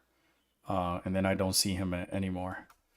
So like with the regional variants, I feel like you solve the issue, because you can have Alolan Raichu and Raichu, but now you can't have Raichu X or Raichu Y, because they'll only be in this one game, and you can only see them when you Mega Evolve during combat. And then you have to spend $30 on top of the $60 that you spent before the game came out to even get them in the first place. That I feel like going back to the megas and all this other stuff was just used as a way to get more sales out of the people who are nostalgic about the megas. Where it's the same reason why Mario Galaxy is the new Mario movie and the game that got brought back, because the people who grew up with those games are now starting to feel nostalgic about it. So I just think that like regional variants are much more an interesting idea for the megas than megas. My issue with Megas was more mechanically wise. Yes. Like as a mechanic, in the sense of like you are selecting just a very few to have this power. When according to the supposedly the lore in game, any Pokemon can do it, but of course, not every Pokemon can do it. Yeah. My issue is also the fact that like since the megas were introduced, most Pokemon games are trying to rely on introducing a gimmick that you can do with every Pokemon once per battle so that you can win the battle. It was Megas, it was C moves, it was Dynamaxing, and now it's Terrasta, Rasta, Lasta, Blasta, Blasta, Blasta. So like it's those don't really add much to the combat aside from a ace in the hole, final, I destroy the thing, final gambit type of thing, and only seen with the gym leaders in their final Pokemon for the spectacle and to get sales going, but not so much like in the old days where like double battles, Pokemon abilities, the physical special split, and then later on in Gen 7, actual like regional variants offer much more than like here or giving some of these older Pokemon's actual final evolutions. Like why does Mega Garchomp is not gotta be Mega Garchomp instead of like Alt Garchomp type of thing. But yeah, Brian also had mentioned a recollection joke I forgot to read. In this image, we see Leisure wearing a bracer thingy that gives her extra robot arms, implying that a big battle happened that injured her arms. A big battle happens. Recollection Easter egg number I forgot. So yeah, it's like it's just that I feel like it's time for the evolution the Pokemon games I feel keyword here feel should have are more aligned with the presentation of the games, voice acting, cutscenes, actual compelling stories and cinematics and character arcs and journeys that reflect and cater to these fun character designs and creatures designs that happen and side quests and all that, so that Pokemon finally becomes like a proper RPG, much similar to all of its other peers. But it's just the fact that they continue to stick to the combat gimmick, and here's a new Pokemon, and here's another new Pokemon, and whatever, that just doesn't quite fit the bill. And now they just decided, instead of just making an actual RPG stories like Shin Megami or any other thousands of creature collecting RPGs that have been under the sun for all this entire years, they just sort of refuse, because it's easier to just make the Dynamax gimmick to sell more copies, because we only got a year to make a game and half of the squad. Honestly, Mega Evolutions and Dynamax were to merge in a concept, it would solve the cons of each one. No, I don't think so. Not really. No. Not really. Because it's still the same fact. You use the ability once per battle, and it's sort of a get out of jail free card / final gambit move that it just boils down from the competitive and the casual way to when am I going to throw out my Dynamax Mega Evolution Pokemon rather than like, all right, well, this is a regional variant of this Pokemon.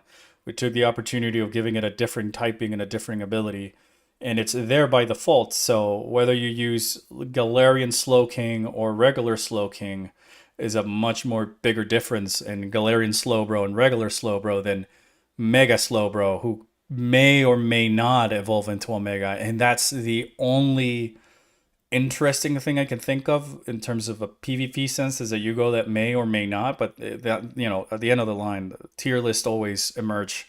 Megas will always be better than others, and people will just spam the same 2 or 3 megas in the same 2 or 3 ways to win, and then people will just make the same like sort of gimmicks to counterbalance them. That again, I think that instead of trying to fix something that's not adding much to a combat that I think is already perfect as is, and instead try and cater for a better narrative experience and better quality product rather than trying to fix a gimmick would just make me actually want to buy a Pokemon game.